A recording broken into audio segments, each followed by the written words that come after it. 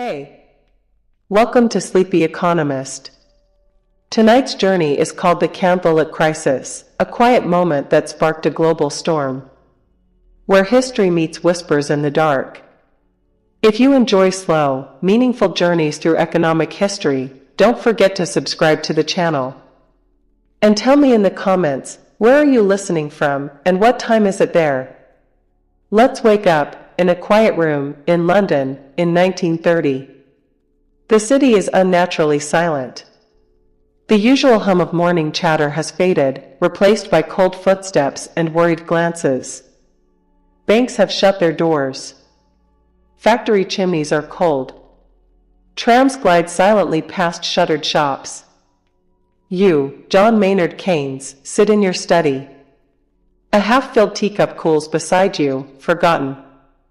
A candle flickers on the edge of your desk, the only flame of life in a room full of economic ghosts.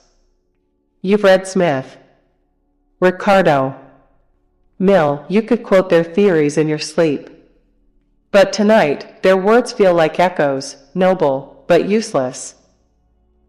The Great Depression isn't an abstract headline anymore. It's real.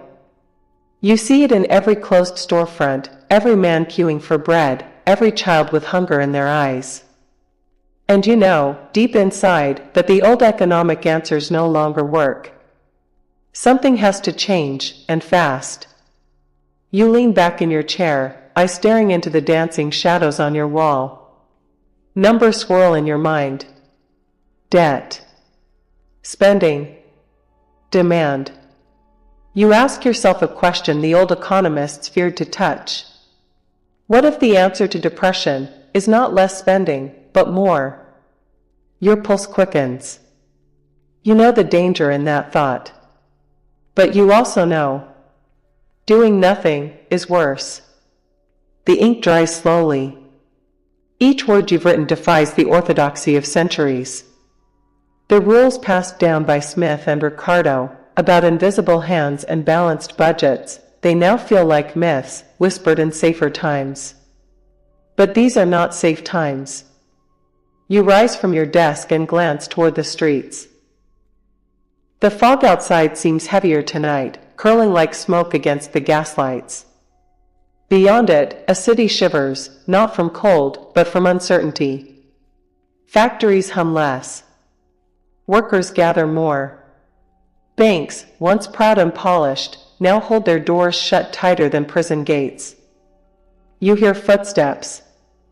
The hesitant knock of a friend, perhaps a fellow economist, or a journalist hoping to get a quote. You don't answer. Not yet. The storm outside has just begun, and inside, the storm in your mind is louder still.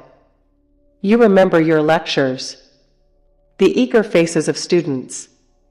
Some hopeful. Some smug. You used to challenge them with questions. Now, the questions challenge you. What happens if this doesn't work? What if deficit spending leads not to salvation, but collapse? And still, there's no alternative. Not really. Not one that speaks to the desperation outside your window. Because hunger doesn't wait for theory. Poverty doesn't care for equilibrium. You walk past your library and into the dining room. The housekeeper has left bread and soup. It's cold now. Tasteless. But you eat. Because even revolutionaries must stay alive. You think of the unemployed dock workers near the Thames. Of children selling matches near Covent Garden. Of young clerks laid off in batches, walking home in silence because they can't afford the tram. You think of their eyes, dull with fatigue, but not yet fully hopeless. That's who you're writing for. Not Parliament. Not the papers. Not even the academics who will one day disassemble your work like archaeologists. You're writing for the ones who will never know your name but will feel your ideas, if they work, as warmth in the cold. And then, late that night, the phone rings. It's someone from the Times. They've seen your draft. They want to publish excerpts. They say it's bold. They say it's risky. They say, it might be what the country needs. Your heart pounds. You agree. Quietly. But you agree. The next morning, your words appear in print, not on the front page, but buried behind stories of failing markets and empty factories. Still, someone reads it. Then someone else. And slowly, like a match in the dark, a conversation begins. Some scoff. Some laugh. But some lean in. Because deep down, they too feel the system cracking. And for the first time in years, someone has dared to ask, what if we break the rules to save the people? And in this fragile beginning, you see something you haven't seen in months. A future. The ink dries slowly. You lean back, and for a fleeting moment, silence feels like approval. But it isn't. Days later, you step into a lecture hall, your usual battleground. But today, it feels colder. Not in temperature, but in tone. Your peers, once warm with curiosity, now watch you like a stranger. The word is out. Keynes wants to destroy capitalism. He's advocating debt like it's a virtue. Whispers bloom like wildfire. Men who never read your draft speak with certainty about its dangers. Women at reception shift away as you enter the room. As if the mere scent of revolution clings to your coat. But still, you write. Still, you think. In your mind, you return to the walk you took near Cambridge last winter. A child stood barefoot outside a bakery window. His eyes not just hungry for bread, but for a world that remembered him. You never forgot that face. Not when you sat in Parliament. Not when you argued with Hayek. Not when you were mocked in the Times. You believe in markets, yes. But only as servants. Not as masters. The fight begins in earnest. The Treasury view rises against you. Public spending only displaces private spending. Government has no role in stimulating demand. But in the streets, reality has already responded. Private spending? Gone. Investment? Frozen. Demand? A ghost. You point to America. Franklin D. Roosevelt begins his New Deal. A daring leap into public works, relief programs, hope sculpted into stone and steel. But even there, your ideas are twisted, misunderstood. They build roads, yes. But not confidence. They spend money, yes. But not wisely, not fully. You write to FDR himself. You say, the present policies will never produce recovery. You sign it, not as a critic, but as a comrade in thought. Your health suffers. Sleepless nights, aching joints, a cough that won't leave. You are now 50, but feel older. And yet, in your dreams, you still hear it. The silence of suffering. The unspoken pleadings of the unemployed. The quiet despair in fathers who've lost their roles. In mothers who pawn wedding rings to buy potatoes. You ask yourself, is this just about economics? Or is it about the soul of a civilization? They call you many things now. A romantic in a rational world. A dangerous idealist.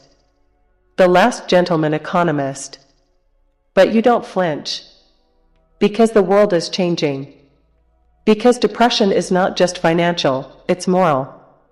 And because in the end, this isn't about being right. It's about doing right. You close your book for the night. Across the city, someone lights a candle. Another soul reads your words. And maybe, just maybe, they understand. The flame spreads. Quietly. Brilliantly. 1936. The world stands on edge. The Great Depression still haunts global markets. Fascism marches across Europe. And in your hands, a manuscript. You title it The General Theory of Employment, Interest, and Money. It's not just a book. It's your rebellion. Within its pages, you write what many have dared not say aloud. Markets can fail. Full employment doesn't happen naturally. And sometimes, the invisible hand needs a helping one. You speak of aggregate demand, of animal spirits, of liquidity traps. But more than theory, you offer a way out. When private confidence collapses, you write, the government must step in. Not timidly, boldly. No longer will you let the suffering wait for recovery. You insist, recovery must be made.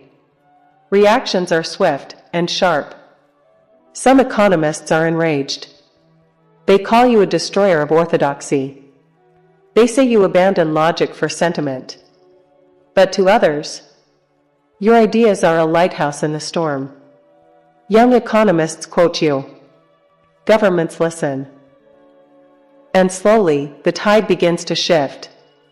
But before your theories can reshape peacetime economics, the world plunges into war. 1939. Britain declares war on Germany. London is no longer just cold, it's fearful. Air raid sirens, ration books, blackout curtains. You're older now, slower, but not silent. You are summoned to help once more. Not as a professor, but as a wartime planner. Your task? Save the British economy from collapsing under war's weight. You propose controls, price, wage, resource allocation. You urge borrowing, not for greed, but for survival. You advise Churchill, yet speak with the urgency of a civilian. And something strange happens. Your theories, once controversial, begin to work. Employment rises. Production stabilizes. The war effort accelerates without economic ruin. Your most radical idea, that government can create demand, is no longer a theory. It's policy. It's fact. One night, in 1942, as the Blitz shakes the windows, you sit in your study, now sandbagged for safety. And you smile. Not because war is noble, but because, even in war, humanity can organize hope. You write to a friend. We used to believe in balanced budgets and idle factories. Now, we believe in useful work and the will to act. But time is running out. You suffer heart trouble. Long hours, poor health, the burden of persuasion, it all takes its toll. You take short walks in the countryside. Your coat pulled tight. Your breath short. And yet, you continue to plan. Because after the war, you know, another battle waits. How to build a fairer peace. You propose a new system, a world monetary fund. An international currency, a mechanism to avoid future depressions. You fly to Bretton Woods, New Hampshire.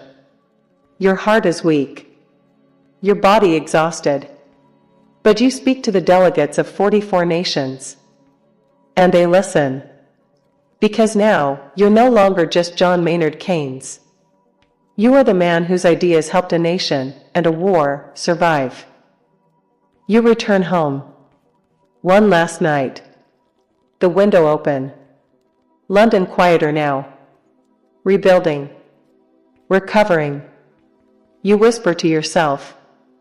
We did what we could. Then you close your eyes. Not in defeat, but in deep, deserved rest. Years have passed.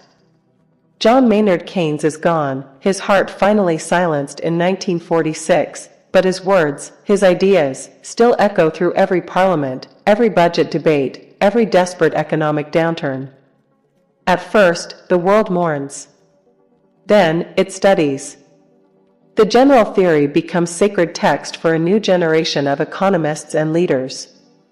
Students underline his words. Professors argue over his models. But deeper than footnotes and lectures lies something more lasting. A promise that no one need starve while resources go unused. That full employment isn't a dream, it's a choice. That governments aren't just bystanders. They are lifeboats when the market ship begins to sink. And yet, Keynes doesn't rest quietly in textbooks. He becomes a battleground. By the 1950s, his ideas dominate Western economies. The U.S., rebuilding from war, uses Keynesian spending to fuel highways, homes, industry. Britain, battered and broke, nationalizes key sectors, guided by his blueprints. Unemployment falls. Living standards rise. Growth becomes a norm, not a miracle. For 2 golden decades, it seems he was right. But then, trouble. The candlelit crisis begins to fade, only to be replaced by a darker storm. 1970s. A crisis nobody predicted. Stagnation and inflation, together. Stagflation. Oil prices soar. Unemployment climbs. Inflation spins out of control. And suddenly, Keynes is blamed. Critics re-emerge from the shadows, louder than ever. This is what happens when governments interfere, they say. This is the price of too much spending, too much control. They resurrect older gods. Hayek. Friedman. The belief that markets, left alone, find balance. Inflation, they say, is a symptom of Keynesian arrogance. In boardrooms and lecture halls, a slow reversal begins. Politicians like Margaret Thatcher and Ronald Reagan embrace deregulation, tax cuts, smaller governments. They say Keynesianism has failed. And for a time, it seems the tide has turned. Budget surpluses replace deficit spending. Monetary policy becomes king. Central banks rise, fiscal tools fade. But Keynes refuses to vanish. He lingers. Like a ghost. Every time a recession hits. When layoffs begin, when investment dries up, when panic spreads. The question returns. Should the government step in? And slowly, quietly, the answer never changes. Yes. In 2008. The world collapses once again, not from war, but from greed. Lehman Brothers falls. Banks shutter. Homes are lost. Jobs disappear. And suddenly, Keynes is back. Not as nostalgia, but as necessity. Governments inject trillions. Stimulus checks, bailouts, infrastructure plans. It's not called Keynesian anymore. But he would recognize it. He'd see the panic. The action. The unwillingness to wait. Because once again, the economy is gasping. And as Ghost whispers, when the private sector retreats, the public must lead. Barack Obama references him. European leaders cite him. Even nations once hostile to his views now deploy his tools. The irony is clear. The man who was buried in 1946 is now the architect of recovery, again and again. You sit, watching this unfold. A documentary plays. A professor quotes him. A protester holds a sign about unemployment. And you wonder, what would he say today? Would he be proud? Disappointed? Afraid? Maybe all three. But one thing is certain. His belief in people, in dignity, in action over delay. That still survives. And it lives not just in policy, but in every citizen who believes suffering is not inevitable. That hunger is not acceptable. And that governments must be more than passive observers. As night falls again, you close the book. A soft breeze rustles its pages. And somewhere, in the candlelit corridors of time, John Maynard Keynes walks on. Not as a ghost, but as a warning. And a guide. In 2009, the ripples of collapse still haunted every corner of the globe. Banks had been bailed out. Families hadn't. While corporate towers lit up at night once more, dining tables in small-town homes sat dark and quiet. The wounds of the Great Recession bled slowly, invisible but deep. You, a weathered but unyielding Keynesian thinker, watched the world try to fix its shattered economy with duct tape, tax cuts here, interest rates lowered there. But none of it sparked real recovery. People were scared. Money stayed buried in savings accounts, not circulating, not healing. You returned to Keynes's table, not for nostalgia, but necessity. He once said, "The long run is a misleading guide to current affairs." And this was a crisis that demanded now, not later, not theorized outcomes, but action in the present. You began speaking again. Not just writing. University halls, policy conferences, late-night interviews with tired news anchors. You reminded the world of the one force strong enough to push against a recession's tide: public investment. Not austerity. Not waiting. You argued that governments needed to spend, not shrink. That cutting public services during a downturn was like pulling sails in a storm. The ship wouldn't slow, it would sink. But the resistance was brutal. Pundits labeled you reckless. Deficit hawks hissed warnings of doom. Political leaders, eager to show they were fiscally responsible, chose cuts over courage. Entire nations, especially in Europe, embraced austerity like a cold comfort, and millions paid the price. Still, a few listened. In the United States, the American Recovery and Reinvestment Act was passed. It wasn't perfect, but it was bold, injecting over $800 billion into the economy through infrastructure, tax relief, and direct aid. Schools stayed open. Bridges were rebuilt. Jobs returned, slowly. You didn't celebrate. Not yet. Because outside the media's reach, hidden beneath layers of bureaucracy and bailout headlines, a more fragile economy lingered. Wages were stagnant. Inequality widened. Trust in systems, leaders, markets evaporated. But you kept going. Not because you were certain, but because doing nothing was worse. Sometimes, late at night, you returned to Keynes's original notes.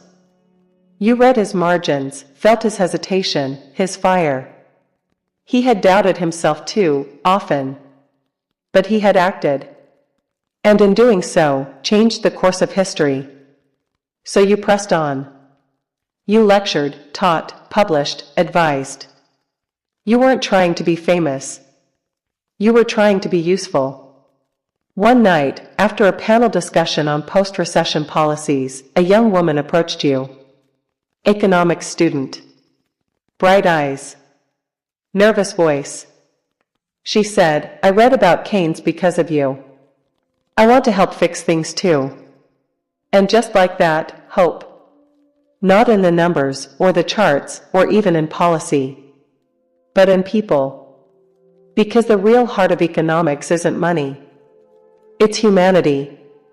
It's every child who gets breakfast before school because of a budget vote. It's every factory that reopens, not just to create profits, but to restore dignity. And so you rest your voice, clear your notes, and prepare for tomorrow's lecture. The fight isn't over. But tonight, your purpose feels steady again. In 2010, the debates grew sharper. The world had narrowly escaped collapse, but the scars were everywhere. Leaders now faced a crossroads: double down on stimulus, or retreat into austerity. And one by one, many chose the latter. In Britain, budget cuts swept through like cold wind. Libraries closed. Public sector wages froze.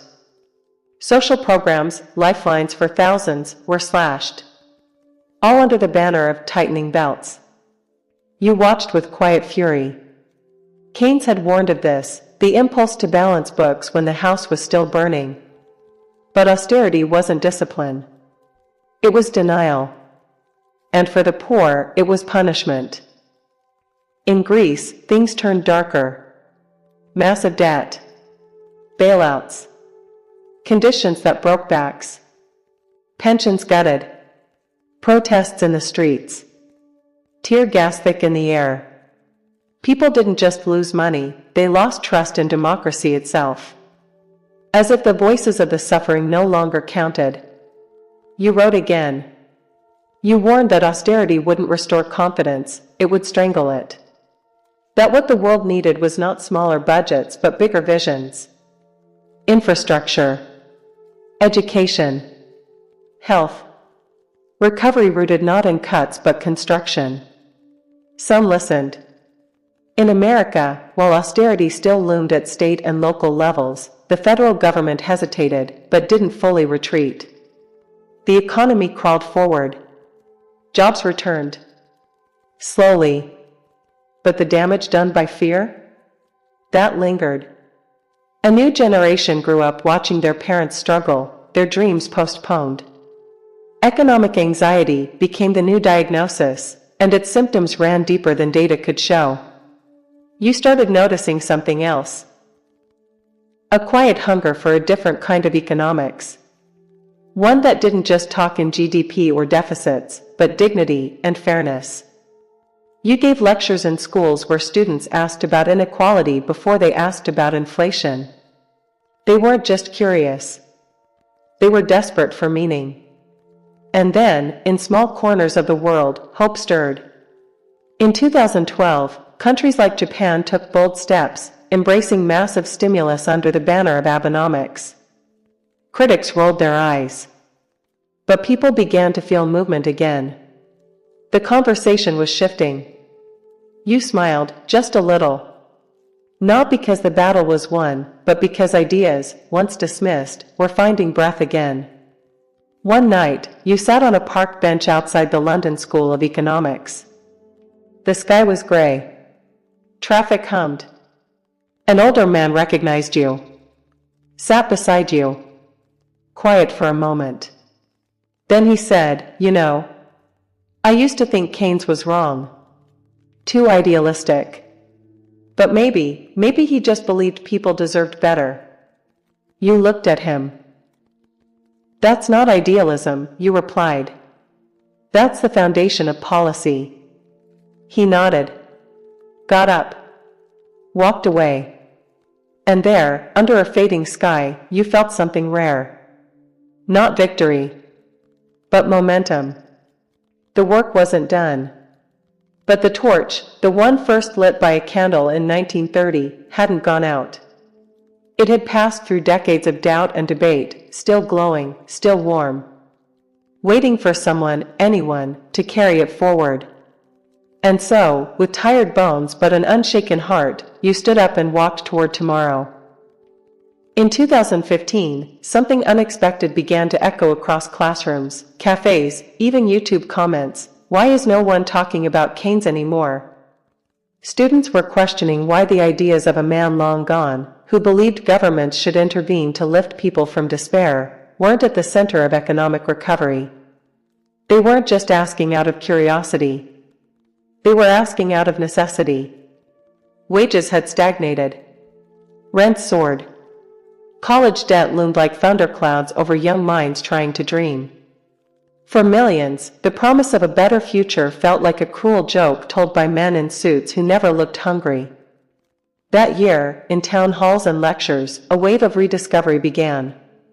Journalists, professors, even activists pulled dusty copies of the general theory from library shelves. They found in Keynes not just theory, but empathy. And a new question bloomed in the air. Why did we abandon the one man who told us to spend in crisis? In America, this shift wasn't quiet. In 2016, Bernie Sanders lit a fire that hadn't burned in decades. He talked of tuition-free college, universal health care, a Green New Deal. To some, it sounded utopian. But to others, it sounded like finally being heard. Mainstream economists scoffed at the math. But something bigger was happening. People weren't listening to equations anymore. They were listening to pain. And in that pain, Keynes' voice echoed like a ghost from 1930. In Britain, Jeremy Corbyn's rise sent a similar jolt. Across the political spectrum, young people weren't reaching for the old handbooks. They were writing new ones, or rediscovering those that were buried. Still, not everyone welcomed the revival. In boardrooms, the return of government-led investment sounded like danger. The dead hawks circled, crying warnings of inflation, collapse, irresponsibility. But their predictions rang hollow against the lived reality of broken trains, leaking classrooms, overworked nurses. You walked past a protest one autumn afternoon, cardboard signs held by teenagers. Fund our future. Cut war, not welfare. Keynes was right. You stopped. Stared. One girl, no older than 16, had scribbled in red marker. Debt is only scary when the poor owe it. You didn't smile. You exhaled, deep and slow. Because the world hadn't healed. But it had remembered. And then, in a moment that startled even the optimists, the impossible happened. In 2020, a virus swept the world. Borders closed. Hospitals overflowed. Economies froze in real time. It was 1930 again, but with ventilators and smartphones. And governments spent trillions. Stimulus checks. Business bailouts. Public health funding. The old rules of fiscal restraint vanished overnight. Even the most conservative leaders opened the purse like never before. And Keynes, decades dead, was on every economist's lips. Suddenly, deficits weren't demons. They were lifelines. Politicians quoted Keynes without even knowing it. In the deepest crisis since the Great Depression, the world finally remembered what he taught. In darkness, you light a fire. Not to burn, but to see. Not to save banks, but to save people. That year, you wrote your final paper. It wasn't academic. It was a letter. To those who will face the next crisis, and there will be one, remember this: money is not scarce. Courage is. Compassion is. We don't need perfect economies. We need decent ones. You left it and signed. Because the name didn't matter. Only the message. In 2021, the world stood at a strange crossroads. The virus had changed everything, not just how we lived, but how we thought about money, work, and survival. Entire nations had just witnessed what once seemed impossible, governments writing trillion-dollar checks almost overnight. Central banks printed currency with no gold to back it, and yet, the sky didn't fall. The rules had bent, and they didn't break. In living rooms, on podcasts, in late-night YouTube rabbit holes, young people asked, wait, if we could afford this all along, why did we suffer before? Why did schools crumble, while billionaires launched rockets? Why were homeless people sleeping outside empty luxury condos? Something had shifted. People were not just recovering from the pandemic, they were waking up from a lie. They began to see austerity not as economic wisdom, but as moral failure. They questioned whether inflation was truly the monster they'd been warned about, or just the excuse used to deny them help. In that same year, a new idea began to gain traction, one Keynes himself had hinted at but never fully explored. It was called modern monetary theory, or MMT.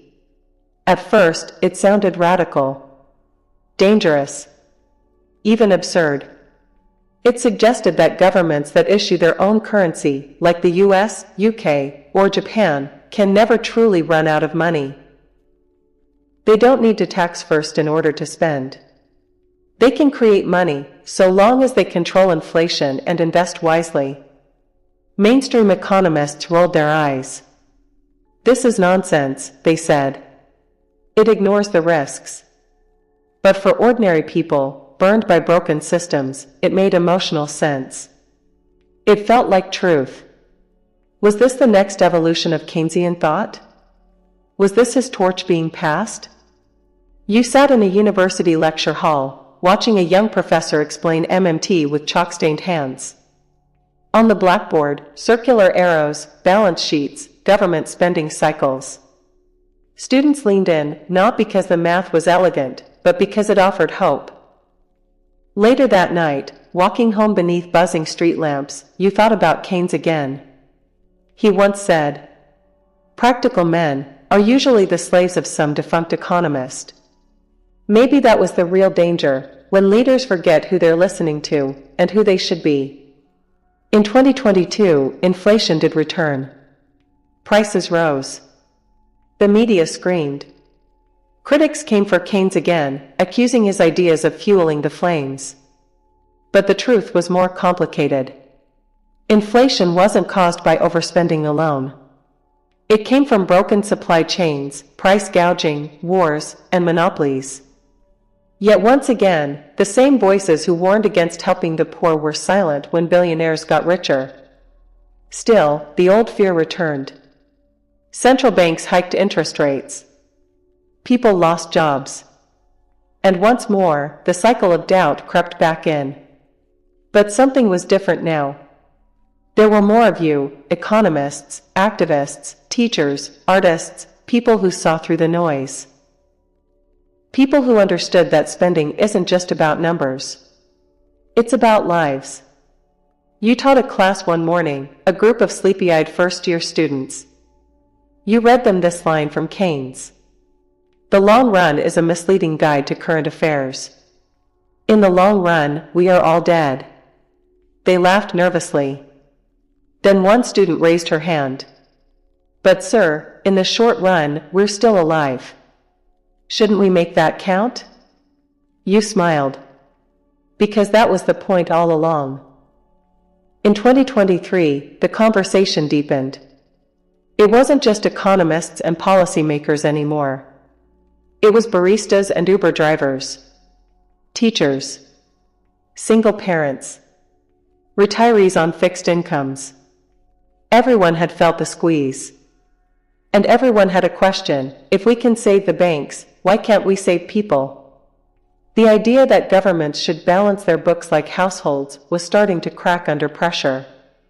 Because households don't print their own currency. Governments do. You watched an interview online. A nervous anchor challenged a young economist about deficit spending. But where will the money come from, she asked. The economist didn't flinch. The same place it came from in 2020. From a keyboard at the central bank. The anchor blinked. But that's dangerous. Is it? The economist replied. Or is letting people starve more dangerous? There was a silence. Not awkward, illuminating. Across the globe, new generations were refusing to inherit the old fears. They didn't see money as gold coins in a vault, but as a tool, something created, directed, aimed. Like water in pipes. You don't ask if there's enough water, you ask where it flows, and who controls the tap. And as the world faced new crises, climate collapse, AI disruption, mass migration, that tool would be tested again and again. In Paris, protesters lit fires outside Parliament, demanding dignity. In New York, subway ads quoted Keynes. In Tokyo, a viral video explained fiscal policy using ramen noodles. Something was happening. You attended a small conference, not in a grand hall, but in a dusty co-working space above a bookstore. The panel wasn't full of famous names. But their voices carried weight. One speaker said softly, "We've spent decades asking, can we afford it? Maybe the better question is, can we afford not to?" And that hit different. That night, you walked alone past shuttered shops and glowing ATM signs. The city breathed slow. The world was still spinning, still hurting, still hoping. And in your pocket, a folded piece of paper, one you'd carried since your student days. On it, Keynes' handwriting, copied from a scanned letter. Ideas shaped the course of history. You stopped under a street lamp. Took a breath. Yes. They do. But only if someone dares to write them down. In 2024, an unexpected storm hit the economic world, not from a war, not from a pandemic, but from a single sentence in a policy memo leaked from the Bank of England. It read, "Money is trust, and trust is policy. We control both." It wasn't meant for the public. But once it was out, it was everywhere. Memes, talk shows, protest banners. Some laughed, some panicked, but most paused. Because for the first time, millions saw behind the curtain. Money was not gold, not savings in a vault, not a reward for hard work. It was agreement, a shared story. And if the story could change, maybe so could the ending. That week, your inbox overflowed. A friend from college, now in finance, messaged you late one night. We've been playing God with spreadsheets. And now people are waking up. You thought about Keynes again. Not the ivory tower version, but the man with ink-stained hands, staring at cold streets during the Great Depression. He understood that money was a tool, that fear and hope had interest rates. And now, new thinkers were building on his legacy. In Argentina, a small village began its own local currency backed by community work hours. It wasn't flashy, but it fed people. In Sweden, a viral podcast titled "We Are the Central Bank" broke download records. In India, college students held a budget hackathon, rewriting their government's priorities in 48 hours. Their top 3 categories? Food, education, dignity. You were invited to speak on a live stream called "The Future of Enough." A viewer asked, "If money is made up, is anything real?" You paused, then answered, "Love is made up too. But we live and die for it." The comments exploded. Because maybe, just maybe, the economy wasn't a cold machine. Maybe it was a garden. One we had neglected, overpruned, poisoned with fear. And maybe it was time to replant. That night, you couldn't sleep. Not from fear. From fire. A whisper echoed in your mind. Not Keynes this time. But from the streets. From the broken and the bold. From history. We are not numbers. We are not burdens. We are the beating heart of value. And somewhere, in the quiet, your candle flickered again. You picked up your pen. And you wrote. In 2025, you found yourself sitting in a sunlit cafe in Berlin, a notebook open, untouched coffee cooling beside it. Outside, the city hummed with a strange tension. Posters for political rallies covered street poles. Most carried slogans you'd never imagined seeing in Europe again, ones that hinted not at change, but collapse. Across from you sat Lena, a young economist from the University of Amsterdam. She was barely 30, but her eyes carried storms older than her years. "I grew up thinking economics was just graphs," she said. "But lately it feels like prophecy. And no one believes the prophets." You nodded. You knew the feeling well. Because while the world appeared to be recovering, something deeper was shifting. The numbers looked fine, stocks rising, unemployment down, but people were angrier, lonelier, more afraid. You'd once thought the hardest part of economics was solving problems. Now you realized the hardest part was choosing which problems mattered. Lena slid a tablet across the table. On it, a map of protests. Economic unrest in Nigeria. A student debt strike in the U.S. factory workers in Bangladesh creating their own salary tokens instead of waiting for late payments. All these movements, she said, they're writing a new theory of value. You glanced down at your notebook. You'd written a single word. Enough. Not growth. Not profit. Just enough. You remembered a moment in 2009, just after the crash, when you heard a man say, "If we stop growing, we die." But now, it seemed, if we didn't stop growing, unchecked, unthinking, we'd drown in our own excess. Back in London, you returned to your study. The same old candle sat on your desk, melted now to a tiny stub. You lit it anyway. And you wrote. You wrote about dignity in budgeting. About schools as investments. About rest as productivity. You quoted Keynes. Then you challenged him. You spoke of abundance, not in charts, but in gardens, neighborhoods, time. One night, you received an email from a 17-year-old girl in the Philippines. She wrote, "I watched your talk. My mother is a nurse. We used to think our poverty meant we failed. Now we think maybe the system did." She ended her message with, "Thank you for telling a different story." You stared at the screen a long time. Not because of pride, but because of responsibility. Telling stories was power. And if your story could ease just one burden, could shift just one belief, maybe that was enough. Outside, the wind howled through the London streets. Inside, your candle burned lower. But your pen still moved. In 2025, nearly a century after John Maynard Keynes first proposed that governments must sometimes spend their way out of crisis, the world finds itself uncertain once again. The shadows are different this time. There are no breadlines like in the 1930s. Instead, there's a quiet anxiety, silent layoffs cloaked in Zoom calls, families budgeting down to the penny, economies walking a tightrope between inflation and stagnation. Nations print money not out of desperation, but out of habit. Interest rates rise.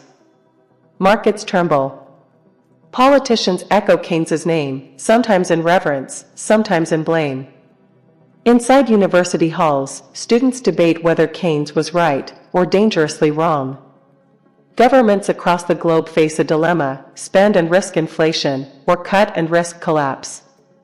In Washington, in Berlin, in New Delhi, decision-makers glance toward history for answers. They open battered copies of the general theory, its yellowed pages still whispering the logic Keynes once used to steady a trembling world. And somewhere, in a quiet flat in Cambridge, a young economics student stares out the window. Her laptop glows faintly behind her. She's just written an essay titled, "Why Keynes Still Matters." She's not famous. Not yet. But like Keynes in 1930, her mind races with possibility. She wonders not just about GDP or debt ceilings, but about people. Real people.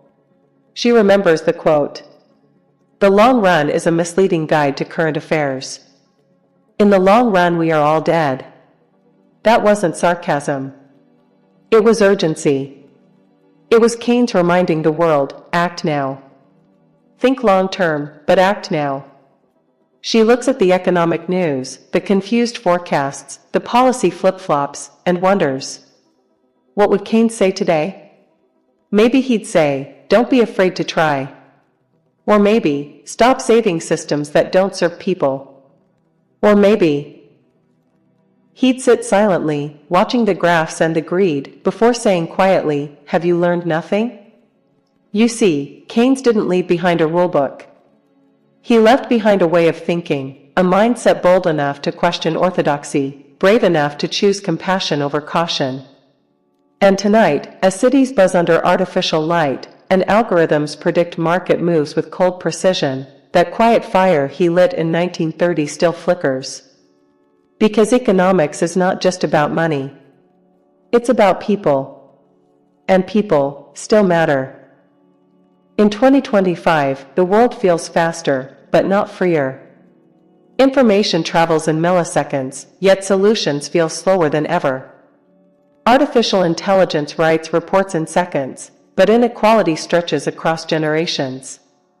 Somewhere in all this noise, the human story, the heart of economics, is getting harder to hear. Keynes would have noticed.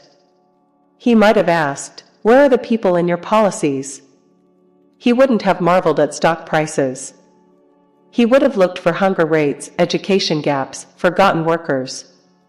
Because for Keynes, an economy wasn't a machine to be optimized. It was a living organism, fragile, responsive, deeply human. In the backrooms of parliaments and the glass towers of finance, decisions today are made through risk models and performance charts. The language is technical. The stakes are personal. You don't need a degree in economics to feel it. A mother in Brazil skips a meal so her child can eat. A factory worker in Detroit watches robots replace her colleagues. A farmer in Kenya battles both debt and drought, unsure which one will ruin him first. Keynes once argued that unemployment isn't just lost income, it's lost dignity, lost purpose, lost peace of mind. And in that, he was timeless. Even now, his warning echoes. It is better to be roughly right than precisely wrong. In other words, perfection in models means nothing if it fails the people they're meant to serve. So how did we drift so far? Perhaps it started when we began measuring success by GDP alone. When we saw markets rise and called it progress, even if real lives were falling behind. But there's a quiet movement building. Economists revisiting morality. Young leaders speaking about well-being alongside wealth. And through it all, Keynes's ideas re-emerge, not as outdated theory, but as a challenge. What kind of economy do we actually want? Not just stable, but fair. Not just growing, but meaningful. Not just rich, but human. And maybe, the story isn't over yet. Maybe tonight, as a student scrolls past another news alert, or a policymaker rereads a passage from the general theory, or a tired father wonders how to afford rent this month, the quiet voice of Keynes returns. Not with a command, but with a question. Are you listening? Because history may not repeat, but it often rhymes. And in this strange, flickering present, he still has something to say. In 2010, the world was beginning to heal from the economic devastation that gripped it for nearly a decade. The global economy, though fragile, was showing signs of recovery. But the lessons learned from the 2008 financial crisis were still fresh in the minds of many. As governments worked tirelessly to stabilize their economies, the shadow of that crisis loomed large, reminding everyone of the dangers of unchecked financial markets. It was during this time that the influence of central bankers like Ben Bernanke, who had steered the Federal Reserve through the storm, began to be more widely recognized. Bernanke's policies had helped avert another Great Depression, but not without consequences. Interest rates were kept at historically low levels, and the central banks printed massive amounts of money through quantitative easing. The global economy was on life support, but at least it wasn't in free fall. In 2010, the focus shifted to whether the world could avoid another major crash. The question lingered in the air: how could economies grow sustainably without risking another collapse? Many economists began to rethink traditional economic theories that had once been considered gospel. But not everyone was on board with the idea that intervention was the answer. Some argued that too much government involvement would only distort markets further, leading to even bigger problems down the line. Others believed that austerity measures, not stimulus spending, would be the only way to ensure long-term economic stability. It was in this volatile environment that the conversation turned back to the question of fiscal policy. Should governments keep borrowing to fuel recovery, or should they focus on reducing debt? It was clear that the battle between these two schools of thought would shape the future of the global economy for years to come. The world was on the edge of a new economic era, one in which the rules were still being written. As policymakers debated, the broader public watched nervously, unsure of what the future would hold. Would the mistakes of the past repeat themselves, or had the lessons learned been enough to build a more resilient global economy? Only time would tell. But in this moment, one thing was certain: the debates of 2010 would echo throughout the next decades, influencing the way economies functioned and the way people thought about money, work, and prosperity. The challenges were far from over, but the conversation had only just begun. In 2011, the economic battle moved from boardrooms to the streets. Across Europe, austerity measures, deep cuts to public spending, sparked mass protests. In Greece, Spain, and the UK, students, workers, even the elderly flooded into city squares, their voices rising against a new kind of invisible enemy: budget cuts. Governments argued they had no choice. Debt had ballooned after the 2008 crash. Creditors were nervous. Interest rates were creeping up. The only way to restore trust, they said, was to slash spending, even if it meant cutting education, pensions, and health services. But to many, it felt like betrayal. Ordinary people hadn't caused the crisis. Banks had. Yet while financial institutions were bailed out, citizens were asked to sacrifice. The public grew angry, not just at their governments, but at the economic systems that seemed to reward failure at the top and punish the bottom. In the US, a different kind of movement began. It didn't start with a politician or an economist. It started with tents. Occupy Wall Street erupted in New York City in September 2011. Protesters claimed a small piece of land in Zuccotti Park, but what they were really claiming was a voice. "We are the 99%, they chanted, pointing to rising inequality, corporate influence in politics, and a system that seemed tilted in favor of the ultra-rich. It wasn't a movement about clear demands. It was a cry of frustration, a declaration that something was deeply wrong, and that no spreadsheet or interest rate could fix it. Economists, for once, weren't at the center of the conversation. People were. And amid the chaos, another drama was unfolding behind closed doors. In 2011, Standard & Poor's downgraded the credit rating of the United States government for the first time in history. The reason? Political brinkmanship. The U.S. had flirted with default during a tense debate over raising the debt ceiling. Even the idea that America might not pay its bills sent shockwaves through global markets. Investors panicked. Gold prices soared. The world watched with a familiar mixture of fear and déjà vu. Economically, 2011 wasn't a collapse. But it was a year of awakening. People realized that recovery was not a straight path. That politics and economics were more tangled than ever. That markets could be stabilized, but confidence, public confidence, was much harder to restore. And behind every chart or GDP number, there were real lives. Lives cut short by layoffs, dreams paused by student debt, futures reshaped by decisions made far away, in banks, in parliaments, in the Federal Reserve. As the world moved into 2012, the headlines would shift again. But for many, the echo of 2011, of tense, chance, and broken promises, would linger. And history would remember it not as a crash, but as a turning point. In 2012, the world braced for another tremor. In Europe, eyes turned nervously toward Spain and Italy, two economies too large to fail, yet too fragile to survive without help. Bond yields climbed. Banks wobbled. The Eurozone crisis was no longer contained to Greece. Contagion was spreading. Behind the scenes, European leaders argued over two visions. One camp demanded discipline, tighter budgets, smaller governments, less debt. They spoke of moral hazard and fiscal responsibility, warning that bailouts would only encourage recklessness. The other camp, quieter but growing louder, pointed to rising unemployment, shuttered businesses, and collapsing public services. Austerity, they said, was turning a recession into a depression.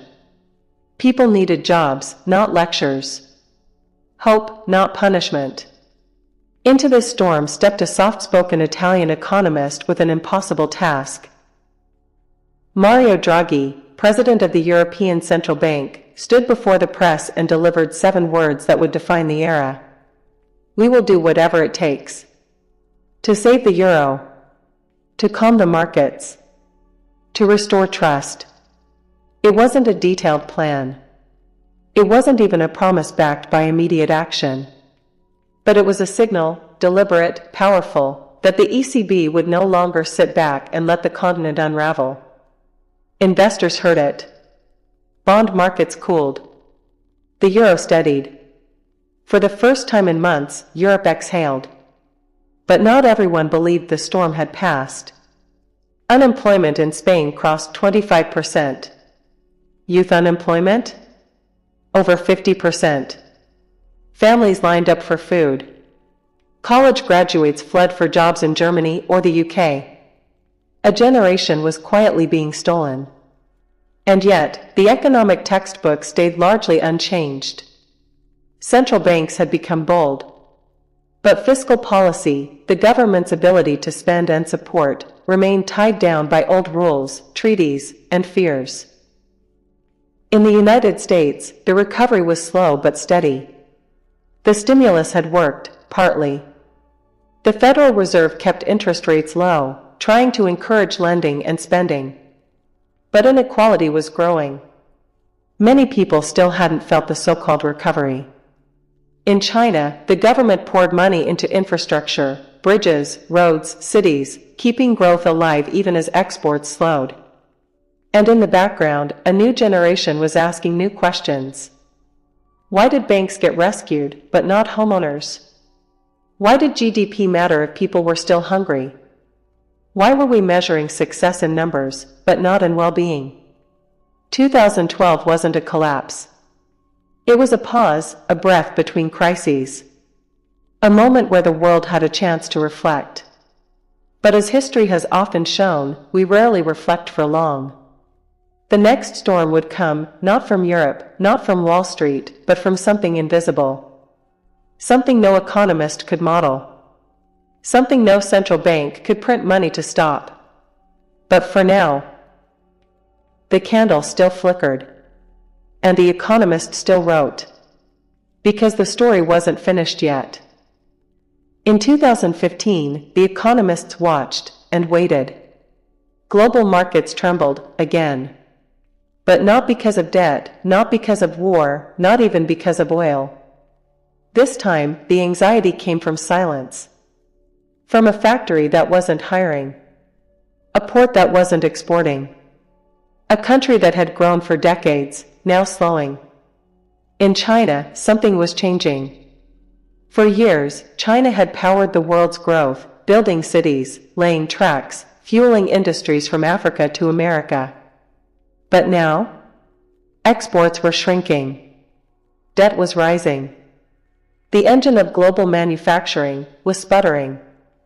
And when China slowed, the whole world felt the chill. Commodities, oil, copper, steel, tumbled in price.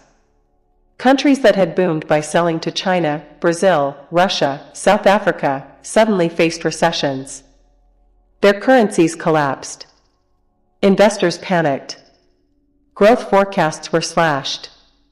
And yet, for most people, 2015 felt oddly quiet. Stock markets wobbled, yes. But there were no mass layoffs in the West. No crashing banks. No protests in the streets. Just a growing unease, like the feeling before a storm. And then came something few economists had dared imagine. Negative interest rates. In Europe, and later in Japan, central banks began charging banks to hold money. Not paying them, but penalizing them for not lending. A strange, upside-down world where saving was punished and borrowing was cheap. It was a desperate move. After years of low rates, after mountains of money printed into the system, economies still refused to ignite. Inflation stayed low. Wages barely moved. And growth? Sluggish. So central banks dug deeper into their toolbox. They tried new tricks, quantitative easing, yield curve control, forward guidance, each one more experimental than the last. But behind the jargon, the truth was simpler. People weren't spending. Not enough. Businesses weren't investing. Not enough. Governments? Still afraid of deficits. Still obsessed with balance sheets over breadlines. And so, the burden fell on central banks, institutions never designed to carry the weight of entire economies. Meanwhile, a new voice began to whisper in the academic halls. Young economists. Independent thinkers. Journalists. YouTubers. They started asking, what if we've misunderstood money? What if the deficit isn't a monster? What if the real constraint isn't the budget, but the resources? The people? The planet? It wasn't just theory. It was frustration, with a system that saved banks but ignored workers, that measured growth but not meaning. In coffee shops and quiet corners, ideas like universal basic income and modern monetary theory crept into conversation. Once radical, now rising. But while the economists debated, while the markets churned, something else brewed, silent, invisible. A single mutation. A single cough.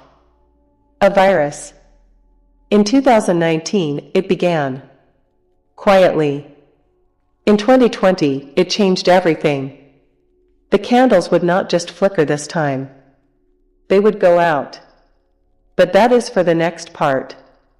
The economist leans forward, pen in hand, mind racing, because the old story is over, and the new one is just beginning.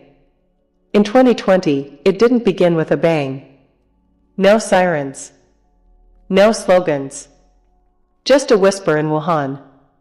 A wet market. A fever. A man who coughed and went home. No one knew then that history had already shifted. In weeks, that cough turned into thousands. Then into lockdowns. Cities froze. Borders slammed shut. Airports emptied. Streets, once humming with life, became ghost towns. The global economy wasn't collapsing in a dramatic market crash like 2008. It was suffocating. Slowly. Quietly. Together. Factories paused. Tourism evaporated. Restaurants, theaters, schools shuttered. People stayed indoors, staring at screens, tracking a curve that refused to flatten. And then, governments did something no economist in the 1980s would have dared to recommend. They spent. Freely. Fiercely. Without hesitation. Trillions poured into the system.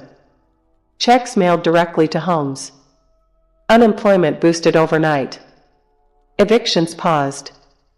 Rent frozen. Loans forgiven. Businesses rescued, not just the giants, but the corner cafes and tattoo parlors and yoga studios. And perhaps for the first time in modern history, money wasn't just printed to rescue banks. It was printed to rescue people. Even those who had once screamed about the dangers of deficits fell silent. Because the alternative wasn't just economic decline. It was collapse. In the flicker of a few weeks, the old rules were suspended. Keynes, once buried beneath the dust of textbooks, was suddenly a prophet again. Spend. Support. Stimulate. It wasn't perfect. Some countries moved faster than others. Some people slipped through the cracks. But globally, governments realized that when everything stops, only the state can move. Behind the masks and fear, something remarkable happened. Poverty rates, temporarily, fell. Some families had more money than before. The air cleared. Birds returned to cities. People began asking uncomfortable questions. If governments can find billions to save airlines, why not to fix schools? If they can cancel rent in a pandemic, why not in a housing crisis? If they can send every citizen a check now, why not again? The curtain had lifted. And what lay behind it was possibility. But not everyone was pleased. As the crisis eased, the same old warnings returned. Deficits. Inflation. Too much money chasing too few goods. Some economists warned that all the spending would light a fire the world couldn't put out. And maybe, in some ways, they were right. Because in 2021, prices did begin to rise. Gas. Groceries. Housing. The economy restarted unevenly. Some recovered. Others fell deeper into debt. And then came the blame game. Was it the stimulus checks? The broken supply chains? The war that was coming? The world, still dizzy from disease, now stumbled into new uncertainty. But amid the noise, a quiet truth held steady. When the world needed help, governments had the power. They could spend. They could save. They could write checks, not just policies. And people remembered that. So did a new generation of economists. Because this wasn't just a crisis. It was proof. Proof that the system could bend without breaking. That money wasn't just numbers. It was breath. It was survival. It was care. And for once, the world saw it, too. In 2022, the world tried to breathe again. Masks slipped off, lockdowns lifted, and restaurants buzzed with cautious laughter. Streets that once echoed with sirens now pulsed with life.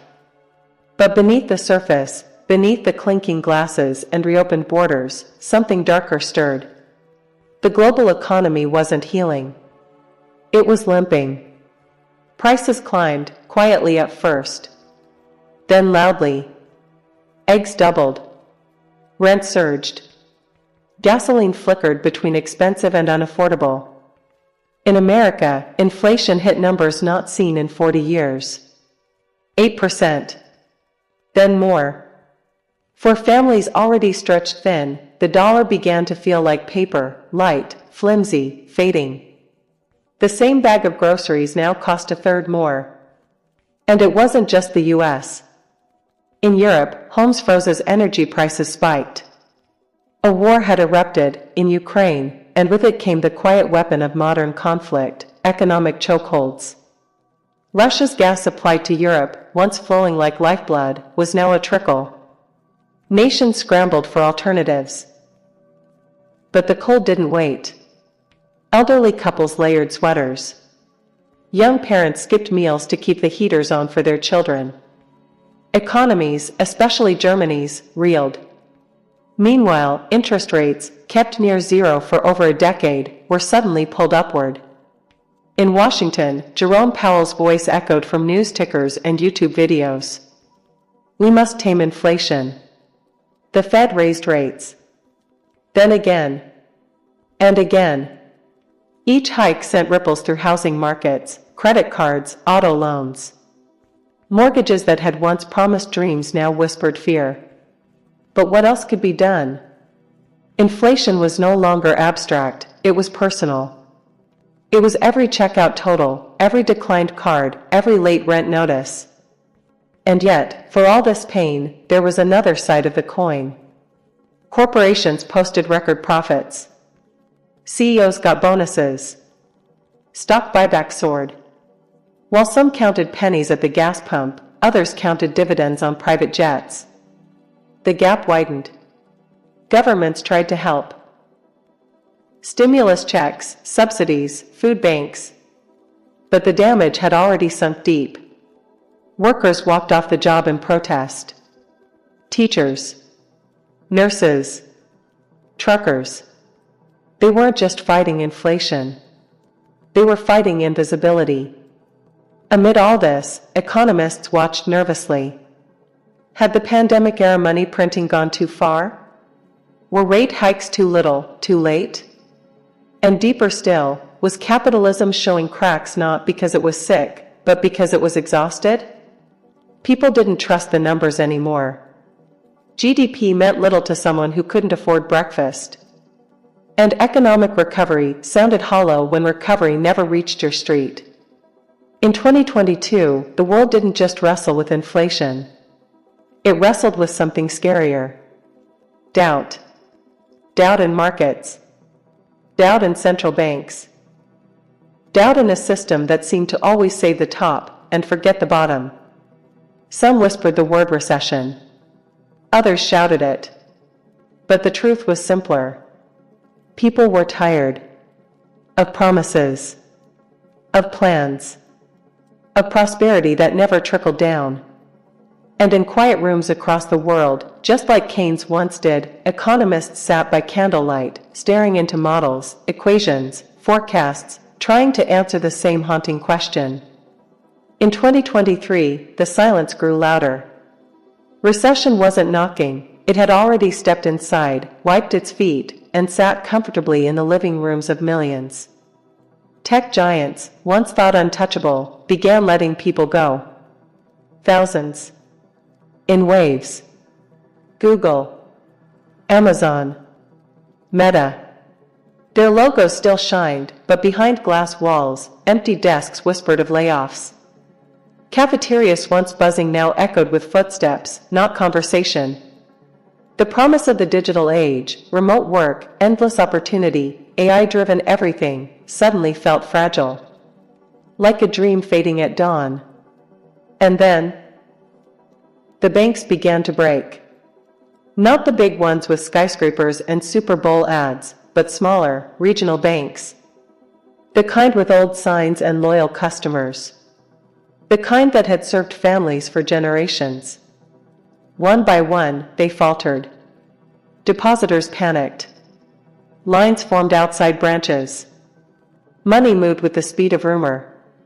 In California, Silicon Valley Bank collapsed, not with an explosion, but with a click. Billions disappeared overnight. Startups froze. Paychecks bounced. Dreams paused mid-sentence. In New York, Signature Bank followed. Whispers of 2008 floated back into the air, uneasy and unwelcome. But this time, the danger wasn't mortgages. It was confidence. Confidence in institutions. In digital banking. In the very idea that your money would be there tomorrow. The government stepped in. Again. Bailouts. Assurances. Backstops. But people didn't forget. Because the pain wasn't just in their wallets anymore, it was in their trust. Meanwhile, interest rates kept rising. The Fed fought inflation like a doctor desperate to lower a fever, even if it meant freezing the patient. Small businesses couldn't breathe. Credit card debt climbed. Mortgage dreams shattered. And somewhere in the chaos, the AI boom lit a match. ChatGPT. Midjourney. DALL-E. New names. New fears. Would these tools replace workers? Or free them? Would they write symphonies, or kill creativity? For every job AI created, another seemed to evaporate. Writers, designers, coders, people who once felt safe behind screens, now watched machines learn their craft, fast. But machines didn't feel hunger. Or fear. Or hope. People did.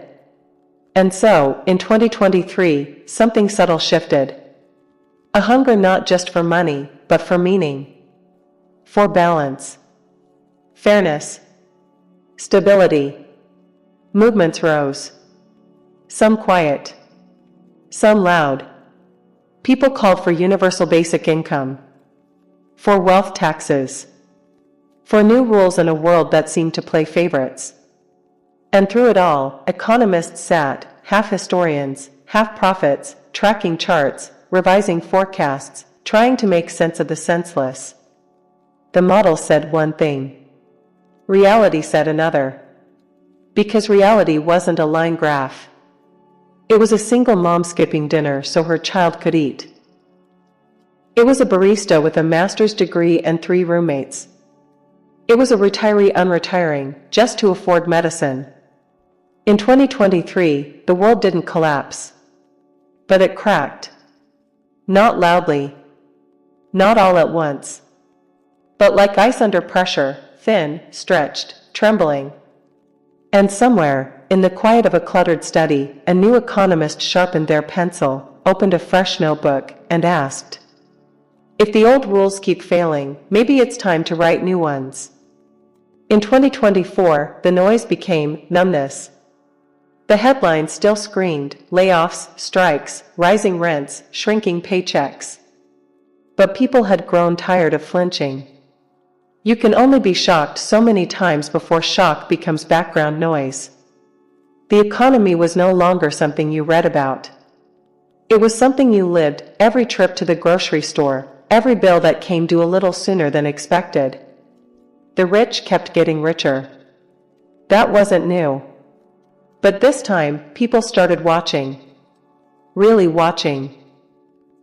Every time a billionaire bought another island, or a tech CEO cashed out millions while laying off thousands, screenshots spread like wildfires on social media. TikToks turned into lessons. Threads became lectures. Economics wasn't just for textbooks anymore. It was personal. And among the anger, something else emerged, a question that refused to die. Why does the system work so perfectly for them, and not for us? It wasn't jealousy. It was confusion. Pain. Exhaustion. Young people, especially, had stopped believing in the old promises. Get a degree, get a job, buy a house, retire in peace. That ladder was broken, and some never even saw the first rung. They weren't lazy. They were overworked and underpaid. Working 2 jobs. Freelancing. Hustling.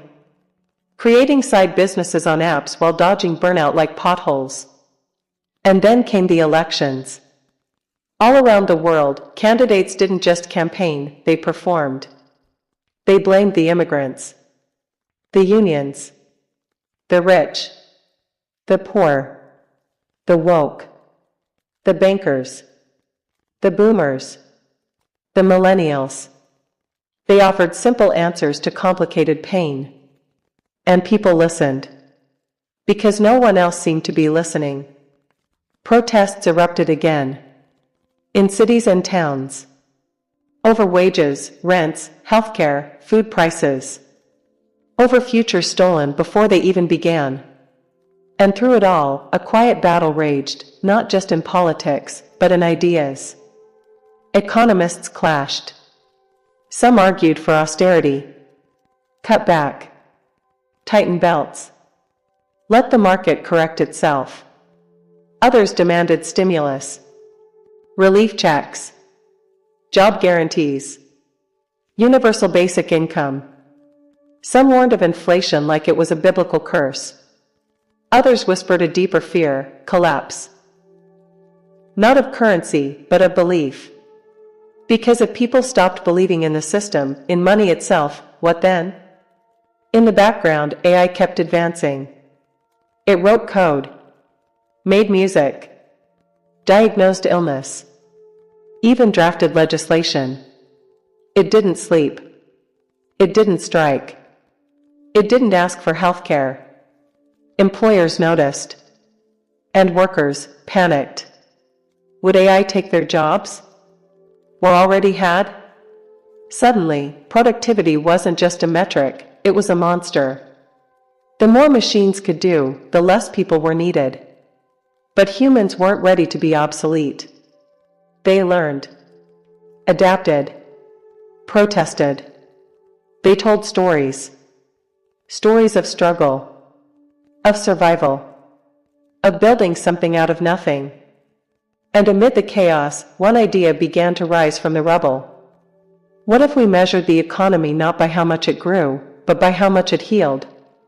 Not GDP, but dignity. Not profits, but peace. Not output, but outcomes. It sounded idealistic, until you looked around and realized the alternative wasn't working. In 2024, the economy wasn't a machine. It was a mirror. And what it reflected was us. All our fears. All our failures. All our potential. Waiting. Watching. Willing someone, anyone, to imagine something better. And somewhere, in a quiet room, another economist did just that. They opened their laptop. They stared at a blinking cursor. And slowly, they began to type. In 2025, something strange happened. Not all at once. Not with headlines. But in fragments.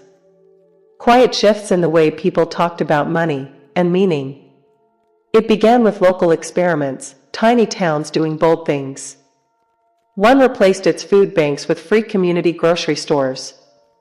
No checkout. No shame. Just shelves, always stocked, always open. Another created a time bank. People offered skills, gardening, tutoring, repairs, and earned hours they could trade.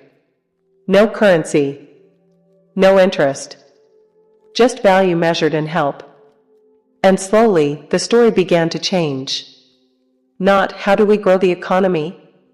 But, what is the economy for? A student in Barcelona wrote a thesis arguing GDP should include mental health and environmental repair. Her paper went viral, not because it was radical, but because it felt obvious. A podcast host in Lagos began a series titled The Economy of Kindness. Millions tuned in. Not for stock tips, but for hope. And then came the map.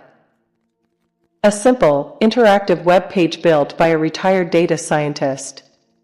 It plotted every local initiative that tried to reimagine economics, from universal childcare pilots in Canada to rent forgiveness projects in South Korea. People saw dots light up across the world. They realized they weren't alone. Still, not everyone was ready. Banks resisted. So did politicians. So did economists who'd built careers on models from 1965. On a news panel, a Nobel-winning economist scoffed, "This isn't economics. It's therapy." And maybe he was right. Because for the first time in decades, economics wasn't about graphs, it was about grief. Grief for the lost decades. The rusted factories. The foreclosed homes. The kids who grew up too fast. The elders who couldn't retire. The dreams deferred until they crumbled into debt. But therapy isn't weakness. It's healing. And healing is powerful. In a university basement in Tokyo, a small AI lab designed an economic model that used real-time citizen feedback as input, not just markets. It asked people, daily, do you feel secure? Heard? Useful? Hopeful? It modeled not just profit, but purpose. Governments noticed. In Iceland, policymakers ran a pilot. What happens if we let citizens vote not just on leaders, but on budget priorities, directly? The results were messy. Slow. Democratic in a way that felt almost radical. But crime dropped. School attendance rose. And for the first time, people said they trusted the numbers again. Meanwhile, a quiet revolution brewed in classrooms.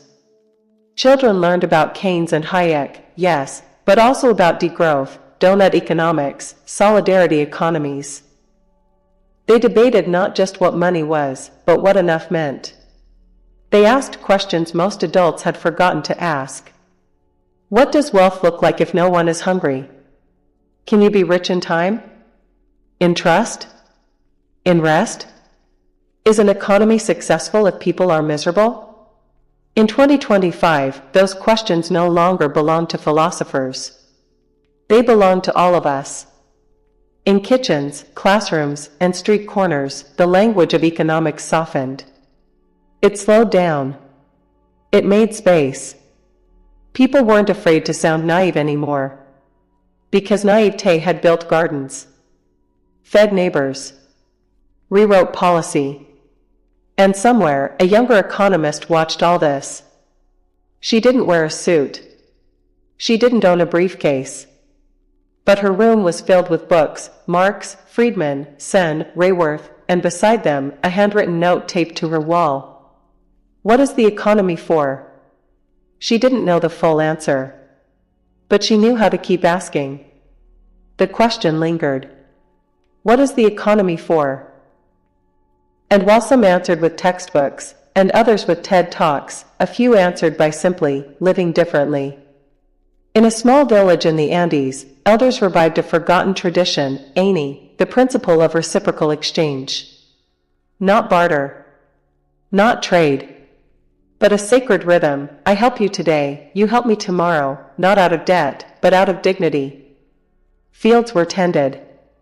Homes were built. No one kept score.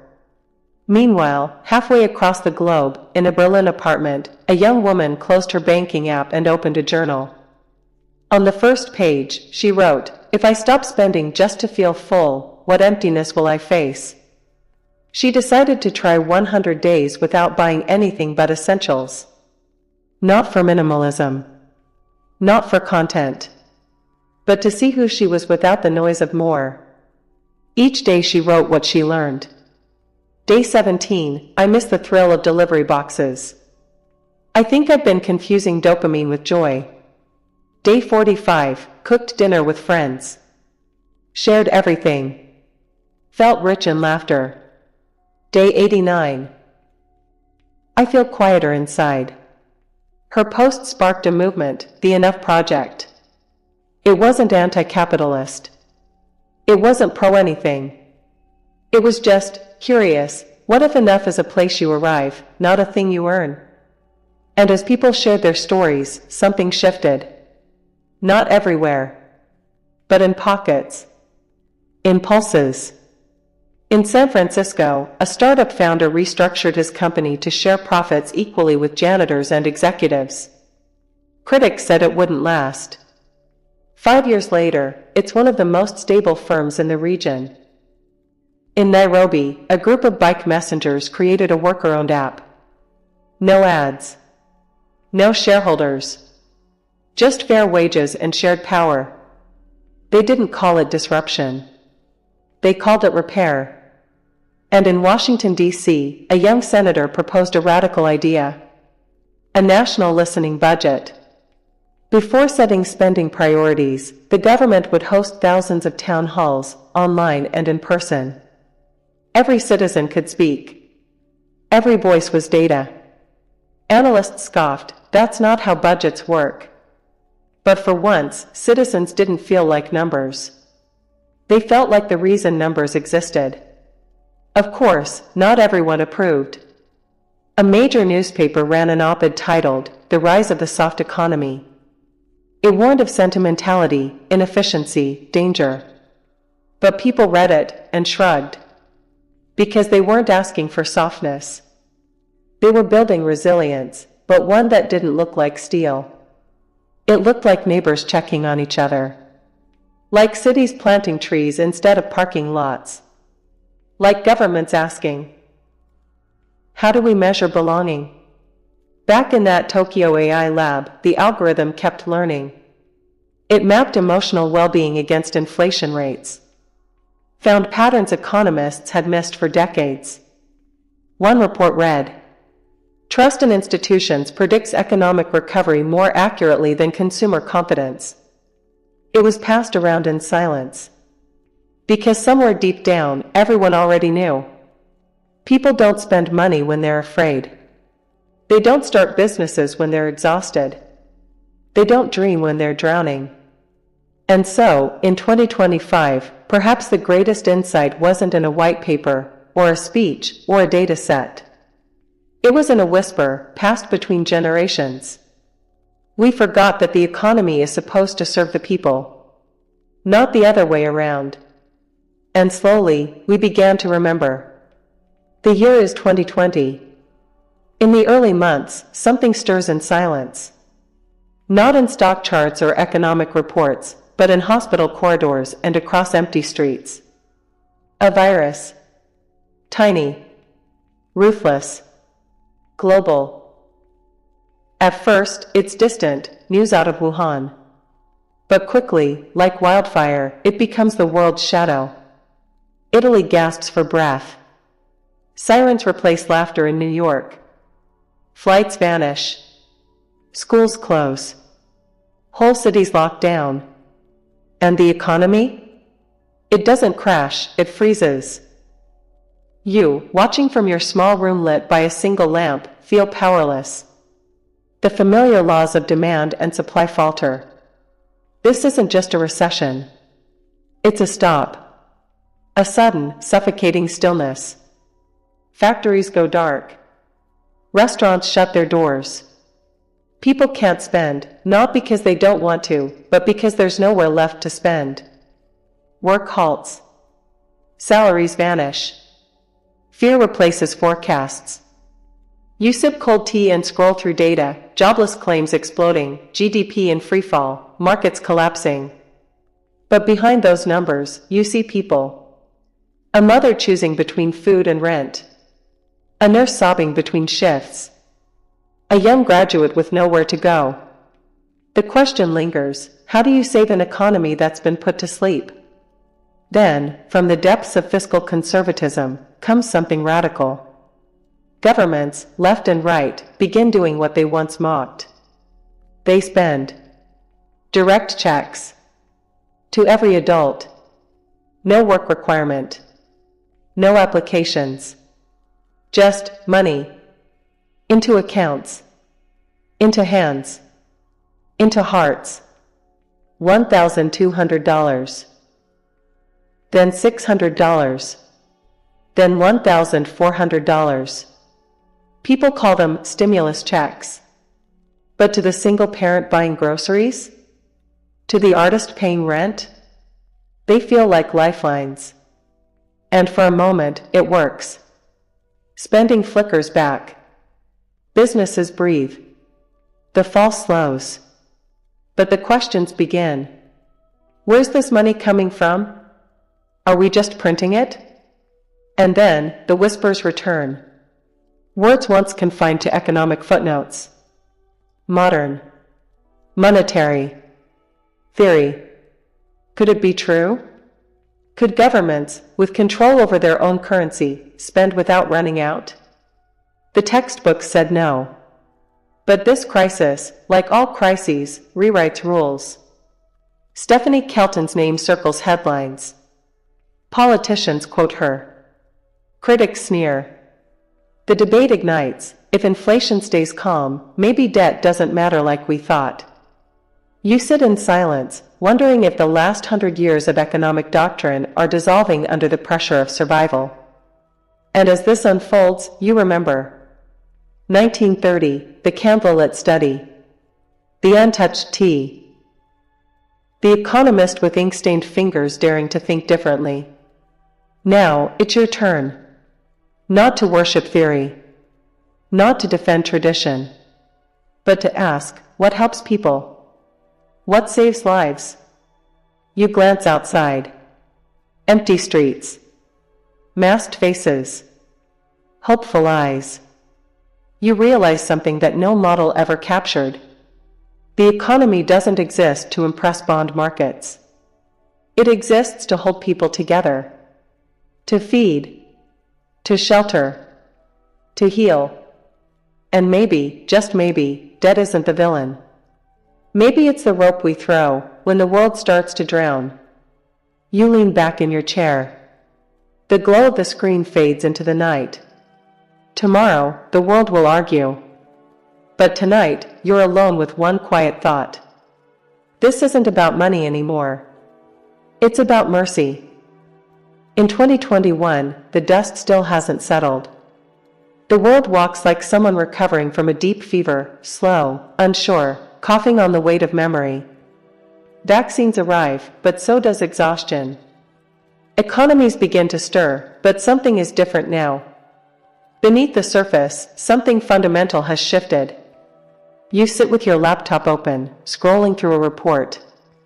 The numbers look strong. Jobs are returning. Markets are climbing. But you know better than to trust the surface. Because beneath those numbers, under the graphs and headlines, people are still broken. Millions are behind on rent. Small businesses, once hopeful, are now memories. And a quiet fear grows. Maybe the damage isn't visible in GDP. Maybe it's carved into people. And yet, governments continue to spend. In the United States, trillions more in relief. The American Rescue Plan. Infrastructure talk. Child tax credits sent monthly, not just theory now, but action. Parents receiving real money, no strings, no shame. The economists watch carefully. Inflation, they whisper. Too much spending, too much printing, too much intervention. But for a single mother feeding her child on that credit? She doesn't feel inflation. She feels dinner. Still, something stirs in the background. Prices begin to rise: gas, groceries, used cars. For the first time in decades, inflation is not a chapter in a textbook. It's at the checkout counter. The news pounces. Transitory, they call it. Then they stop using that word. You sit with the contradictions. Some economists say this is overheating. Others say it's supply chains. Some call for spending cuts. Others say the crisis isn't over yet. And in the middle? People. Confused. Tired. Hopeful. The debate over modern monetary theory grows sharper. Critics warn of doom. Supporters point to the pandemic's survival as proof. You look back through history: the Great Depression, the stagflation of the 70s, the Great Recession, the COVID crash. And you begin to notice a pattern. When people suffer, the rules bend. When people starve, the spreadsheets fade. And when humanity is on the line, ideology becomes secondary. You wonder, is this the beginning of a new era?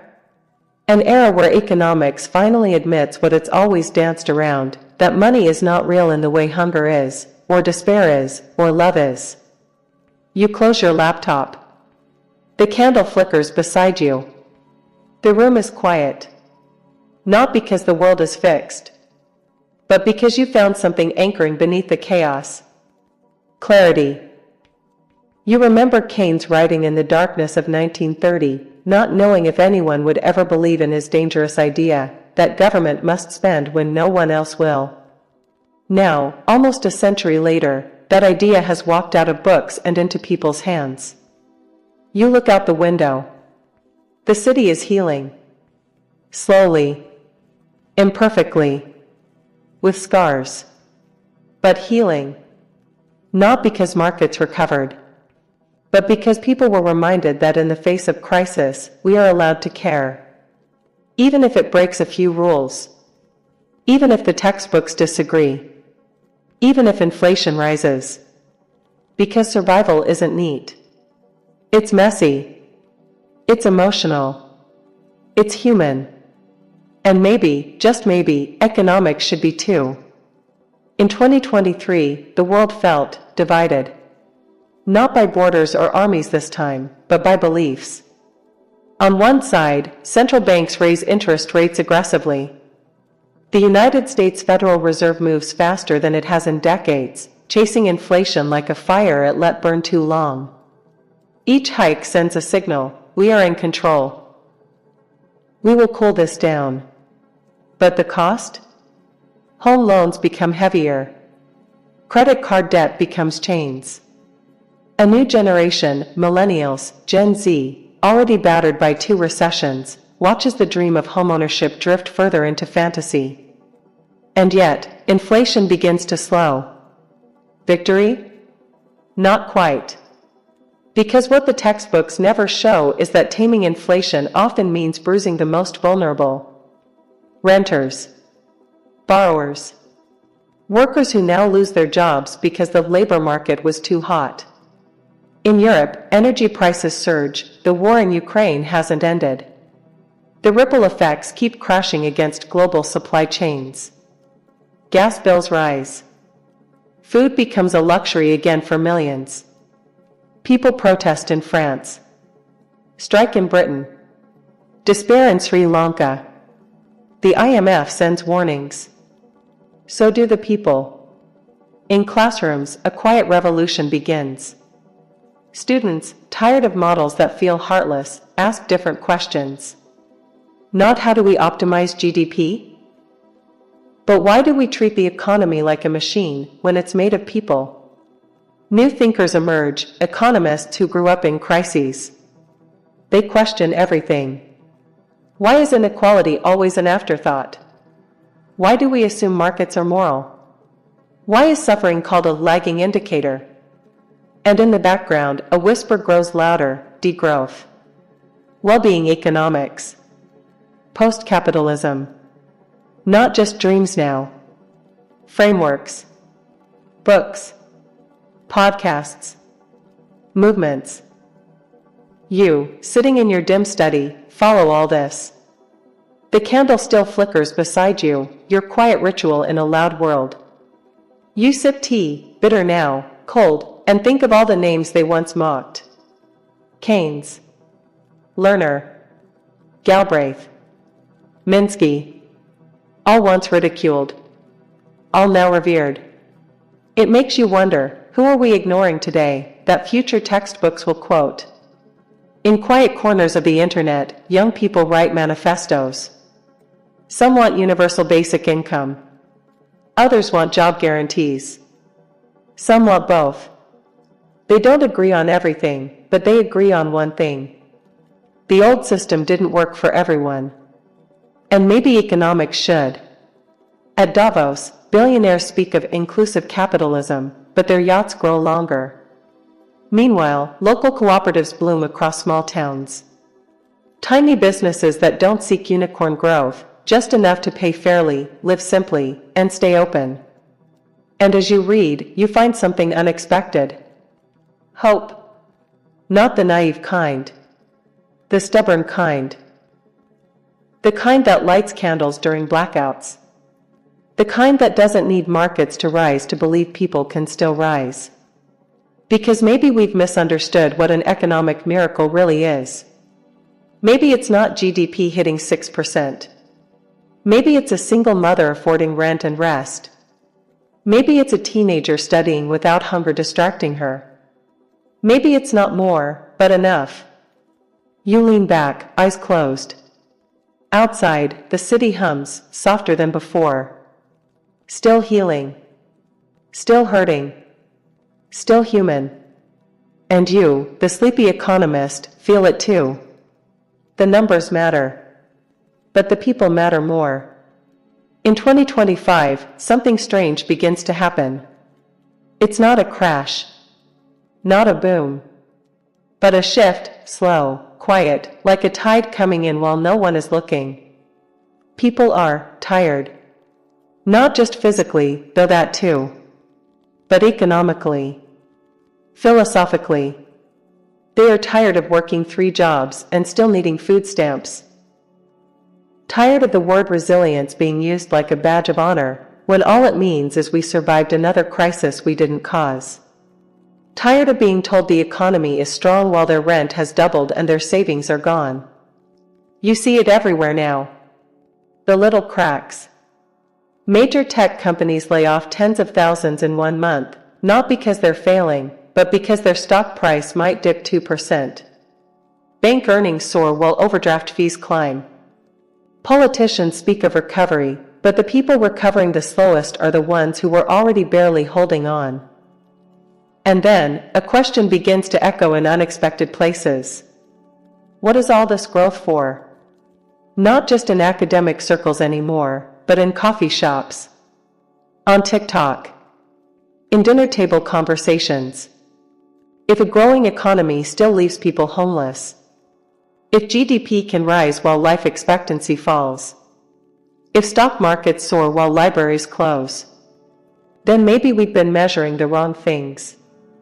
You scroll your feed, a sleepy habit before bed, and pause on a clip of an elderly man in a worn sweater. He's speaking softly, no fancy graphics behind him. Just books.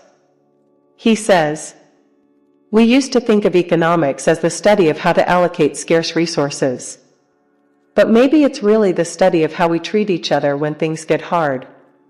That one line stays with you longer than you expect. Because things have been hard. Pandemics. Wars. Disasters. Inflation. Loneliness. And in all of it, the market still expected performance. Still demanded returns. But what about the returns of community? Of dignity? Of mental health? Somewhere in Latin America, a country begins testing a 4-day work week. In Northern Europe, a small town implements a time bank. People trade services using hours instead of money. In Asia, a quiet movement grows, slow productivity. Not lazy. Just human. And yet, in other corners of the world, austerity returns. Again. Budgets are cut in the name of fiscal discipline. Hospitals understaffed. Teachers unpaid. Civil servants stretched thin. You see a headline, "Debt crisis looms in the global south." Again. And you remember how this story always plays out. Loans with harsh conditions. Currency devaluation. Brain drain. Protests. Silence. Why do we keep pretending it's new? Your tea has gone cold again. You light the candle, though you don't need it, a ritual now. A way to ground yourself as the world spins. You think of your old textbooks, how they taught equilibrium like it was peace. But real peace is messy. It's mothers able to rest without fear. It's a worker who can say no without losing their future. It's an economy that doesn't just survive, but heals. A knock on your memory. A line from a long-forgotten paper. An economy is not a machine to optimize. It is a garden to tend. Maybe that's what we missed. We kept tweaking the engine, interest rates, taxes, incentives, when all people needed was some shade. A little rain. Soil that didn't poison them. And maybe the role of an economist isn't to predict the next quarter, but to help people imagine the next kind of world. Your eyes close. The candle flickers. Outside, the streets are quiet, not from fear this time, but rest. And you, the sleepy economist, feel something warm in your chest again. Not certainty. Not triumph. But care. In 2025, a professor stands before her last class of the semester. She doesn't speak from slides. Instead, she tells a story. In 1972, she begins, a team of researchers from MIT built a computer model called World 3. It didn't forecast markets or stock prices. It asked a different question. What happens to Earth's economy if we just keep growing? The room, full of sleepy-eyed students, leans forward. They input data, population, food production, industrial output, pollution. And the result? She pauses. It predicted collapse. Not because of greed, but because we didn't know when to stop. Some students shift uncomfortably. Others look intrigued. But here's the twist, she continues. We ignored that model. Called it too simplistic, too pessimistic. Yet, year by year, many of its projections have held up eerily well. A hand rises. So, are we doomed? She smiles softly. No. But it means we have to start asking, what is enough? That word, enough, echoes in the minds of millions across the world. Because while billionaires race to the stratosphere and hedge funds gamble with food prices, ordinary people wonder, do I have enough time with my kids? Do I have enough quiet in my day? Enough health? Enough kindness? Enough future? The debate grows. In boardrooms, the term degrowth is whispered like heresy. On YouTube, creators speak about quitting hustle culture to reclaim joy. At universities, young economists question everything: supply chains, globalization, perpetual productivity. In small corners of the internet, a new wave rises. It's not anti-economics, it's post-growth economics. Where the goal is not more, but better. Where success isn't a bigger number, but a fairer story. You read about Bhutan again, how they measure gross national happiness. You think about the donut economics framework, how it tries to balance human needs with planetary limits. You scroll past headlines, AI replaces another 10,000 jobs. But beneath it, a small article. Community builds local food forest in abandoned lot. There is something brewing. Not fast. Not loud. But steady. In villages, elders talk about the old rhythms, seasons, patience, storytelling. In cities, tiny libraries and tool shares pop up in alleyways. A new kind of economy emerges, not built by billionaires or approved by central banks, but crafted by communities. Bartering, sharing, listening, resting. And amidst all this, you sit at your desk, a quiet chronicler of chaos. Your candle's flame flickers, mirrored by the warmth in your chest.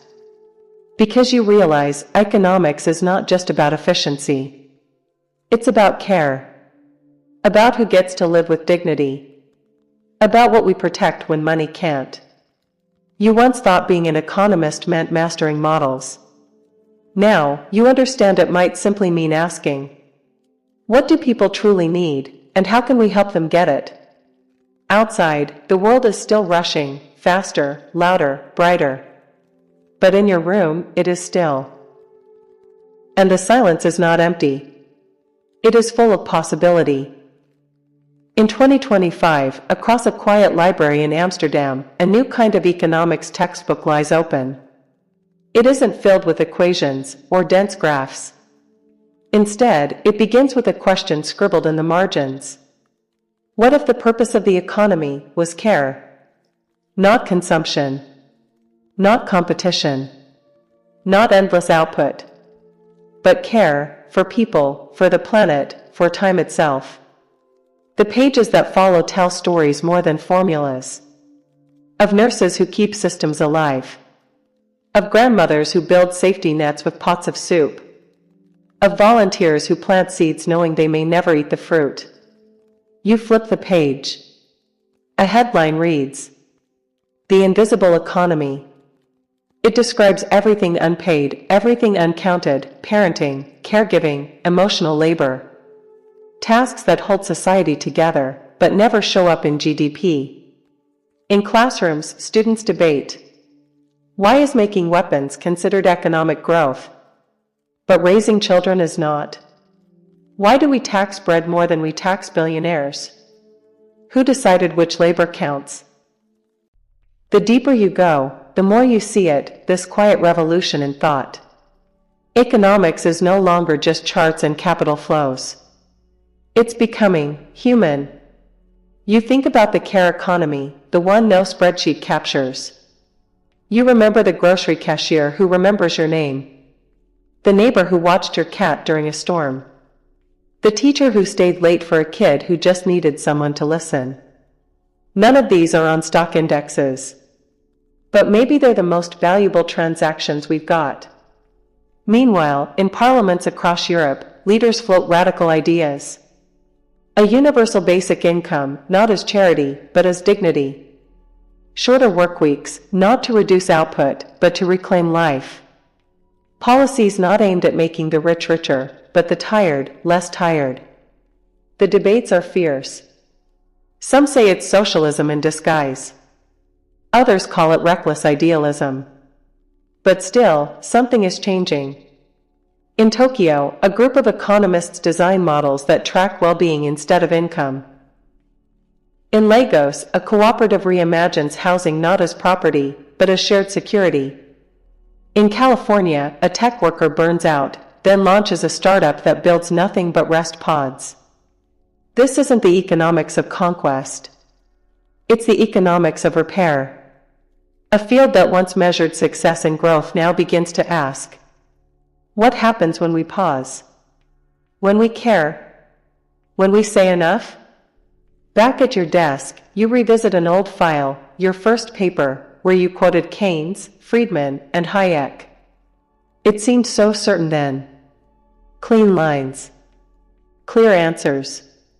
Now, you close that tab and open a new one. You begin a different essay. It starts not with a theory, but with a person. Their name. Their struggle. Their hope. Because maybe the real story of economics isn't how money moves, but how people stay standing. How they hold each other up. How they survive systems built to forget them. Outside, the night deepens. The city's noise fades. You sip tea and type quietly, the candlelight catching the edge of your keyboard. This isn't the end of your story. It's the beginning of a softer one. In 2025, as the world races forward, tech faster, markets sharper, headlines louder, a quiet question lingers in the backrooms of universities and coffee-stained policy offices. What if we've misunderstood wealth all along? Not just wealth in terms of gold, or banknotes, or digital coins, but wealth in time, in trust, in trees that don't fall, and children who don't flinch, and cities that breathe more than they burn. It begins in Bhutan, a small Himalayan kingdom that dared to measure gross national happiness instead of gross domestic product. At first, the world laughed. Economists called it charming. Some called it naive. But Bhutan didn't flinch. They measured forest cover, community strength, mental health, spiritual time, and ecological balance. In doing so, they taught the world a dangerous lesson. That what you measure becomes what you chase. If we measure only production, we chase more production. If we measure joy, well, maybe the economy starts to feel less like a machine and more like a garden. You switch tabs on your screen, landing on a UN report. It's called Beyond GDP, and it maps a vision that feels radical and strangely old. That clean air is economic value. That a mother's lullaby is not non-economic. That walking to school safely is as valuable as shipping goods across oceans. In Finland, schools begin teaching emotional economics, the idea that burnout is a market failure, that loneliness has fiscal cost. In Colombia, ex-combat zones are converted into community farms. Healing becomes infrastructure. In Iceland, the government studies the link between singing and resilience. And in each place, something stirs. The economy is no longer just about trade and taxes. It's about the texture of daily life. You remember a late-night walk in your neighborhood. The way an old man tipped his hat. The way a child gave her last piece of candy to her friend. No stock market captured that. No central bank tracked it. But it felt wealthy. Meanwhile, traditional economists try to keep up. They create happiness indices and resilience dashboards. But the numbers still feel hollow. You can't graph a feeling. Not really. Yet, here we are. Trying anyway. And maybe that's the point. Maybe progress isn't measured in percent growth, but in whether your neighbor smiles at you. Whether your city has more playgrounds than parking lots. Whether people sleep without fear. In your study, papers pile up. You reread a quote from Amartya Sen. Development is freedom. Not GDP. Not exports. Not unicorn startups. Freedom. To think. To rest. To breathe. To be. And suddenly, you understand the revolution is not loud. It's not a protest march or a policy memo. It's a whisper in the minds of people who dare to define wealth as more than accumulation. It's in a father who chooses to work less so he can read bedtime stories. It's in a woman who plants a seed she may never see bloom. It's in you, right now, sitting in silence, wondering, what kind of world are we building? And who gets to define its value? You lean back, eyes soft. Not everything that counts can be counted. And not everything that's counted truly counts. You sit alone in your dim study, the buzz of the world faint beyond your window. The kettle hisses behind you, just enough warmth for another cup of tea, but your mind drifts somewhere far beyond this quiet room. In 2025, a strange paradox haunts the global economy. People have never had so much. And yet, they've never felt so poor.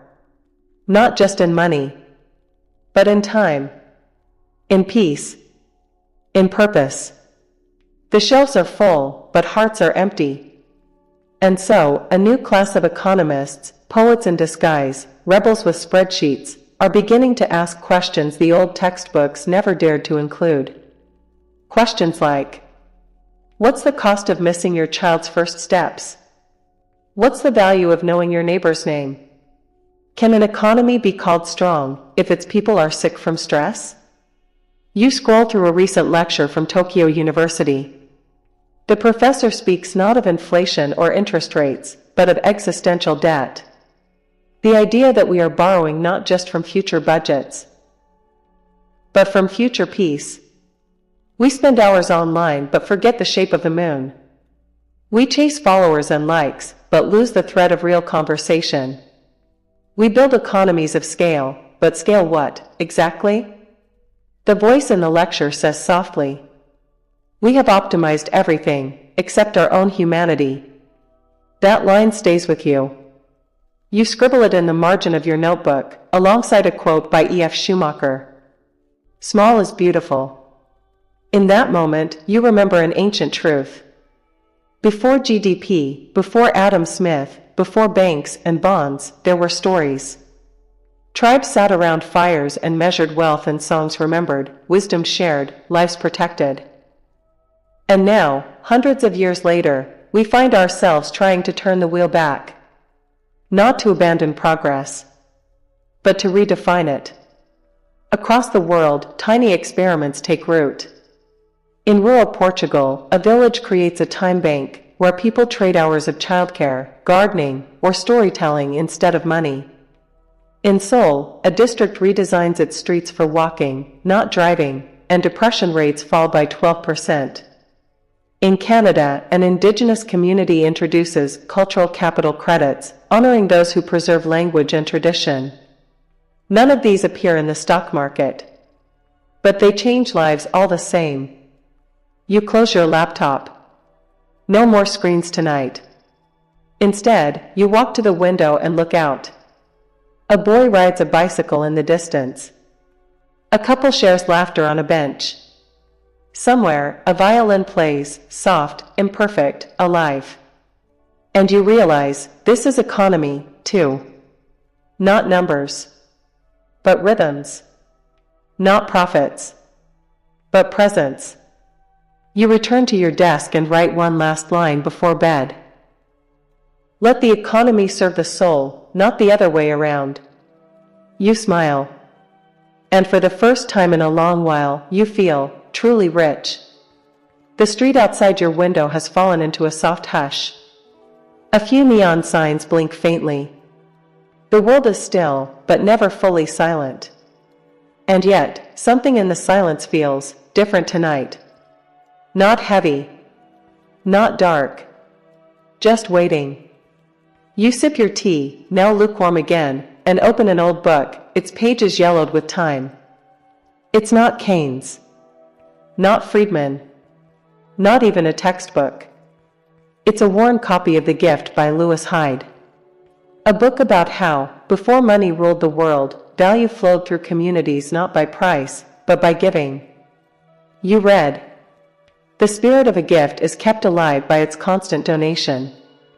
You pause. Could this ancient wisdom, be the answer to our modern fatigue?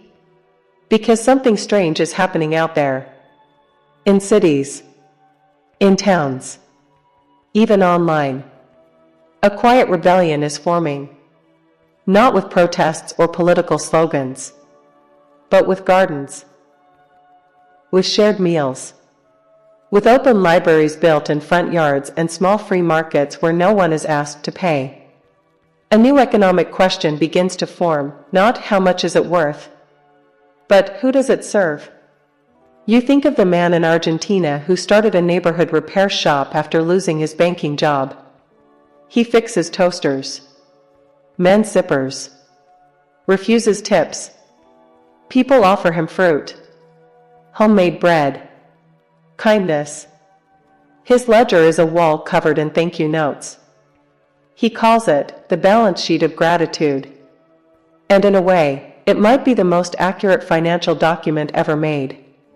You flip your notebook open and write, "Maybe we've misunderstood wealth all along." The idea hits you like a breeze through an open window. In 2025, the richest countries are also the most anxious, the most medicated, the most sleep-deprived. And maybe, that's not failure of policy. Maybe it's failure of vision. We built systems that produce more than enough, but distribute peace unequally. And no algorithm can fix that. So, what's next? You remember Bhutan, the tiny Himalayan nation that introduced gross national happiness instead of GDP. Critics laughed. But 30 years later, Bhutan has universal education, low crime, high life satisfaction, and forests still intact. And now, whispers of change begin to echo. In Amsterdam, a new model, donut economics. It asks, how can we thrive without exceeding the planet's limits, or leaving people behind? Visualize a donut. The inner ring is the minimum every human needs: food, water, housing, dignity. The outer ring is the ecological ceiling, the boundaries Earth can't survive beyond: climate, biodiversity, pollution. The sweet spot, the donut itself, is the space where both people and the planet can thrive. Simple. Elegant. Radical. You lean back. Is this what comes next? An economics not of domination, but of balance? A world where success isn't more, but enough? A knock on the door. Your neighbor, holding 2 cups of tea, hot this time. You let her in. She doesn't talk much about inflation or debt ceilings. She talks about her late husband. About how they used to dance in the kitchen every Friday night, no matter how tired they were. She tells you, the real economy lives in our memories. You nod. And feel something unquantifiable settle in your chest. As you watch the steam rise from your cup, your pen begins to move again. Perhaps we've spent too long measuring what can be counted, instead of what truly counts. The candle flickers again. Rain taps against the window like a heartbeat. You're back at your desk, the ink nearly dry on last night's thoughts. But tonight, the questions return, heavier than ever. Because you've been thinking, if so many people now feel the economy isn't working for them, then who is it working for? Who benefits when markets break? Who profits when entire systems collapse? And in the quiet, you begin tracing something disturbing. In 2008, while millions lost homes, jobs, and sleep, some gained billions. Hedge funds, big banks, private equity firms. They didn't just survive the crisis. They fed on it. And you realize, recessions are not just tragedies. For a select few, they're opportunities. In 2020, the pandemic devastated the world. Families mourned. Businesses folded. But for some, it was the greatest transfer of wealth in modern history.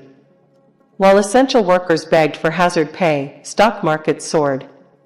Billionaires added trillions. Their yachts got longer. Their homes, more numerous. You write. We have built a machine that rewards collapse, if you are standing in the right place. That place is usually near power, policy, private meetings. Because money doesn't just buy influence. It writes the rules. You flip back to a page you highlighted years ago, a quote from political economist Thomas Ferguson. Elections are about money. And policy follows the money.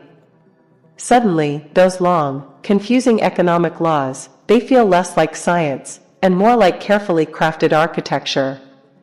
A house where the doors open only for some.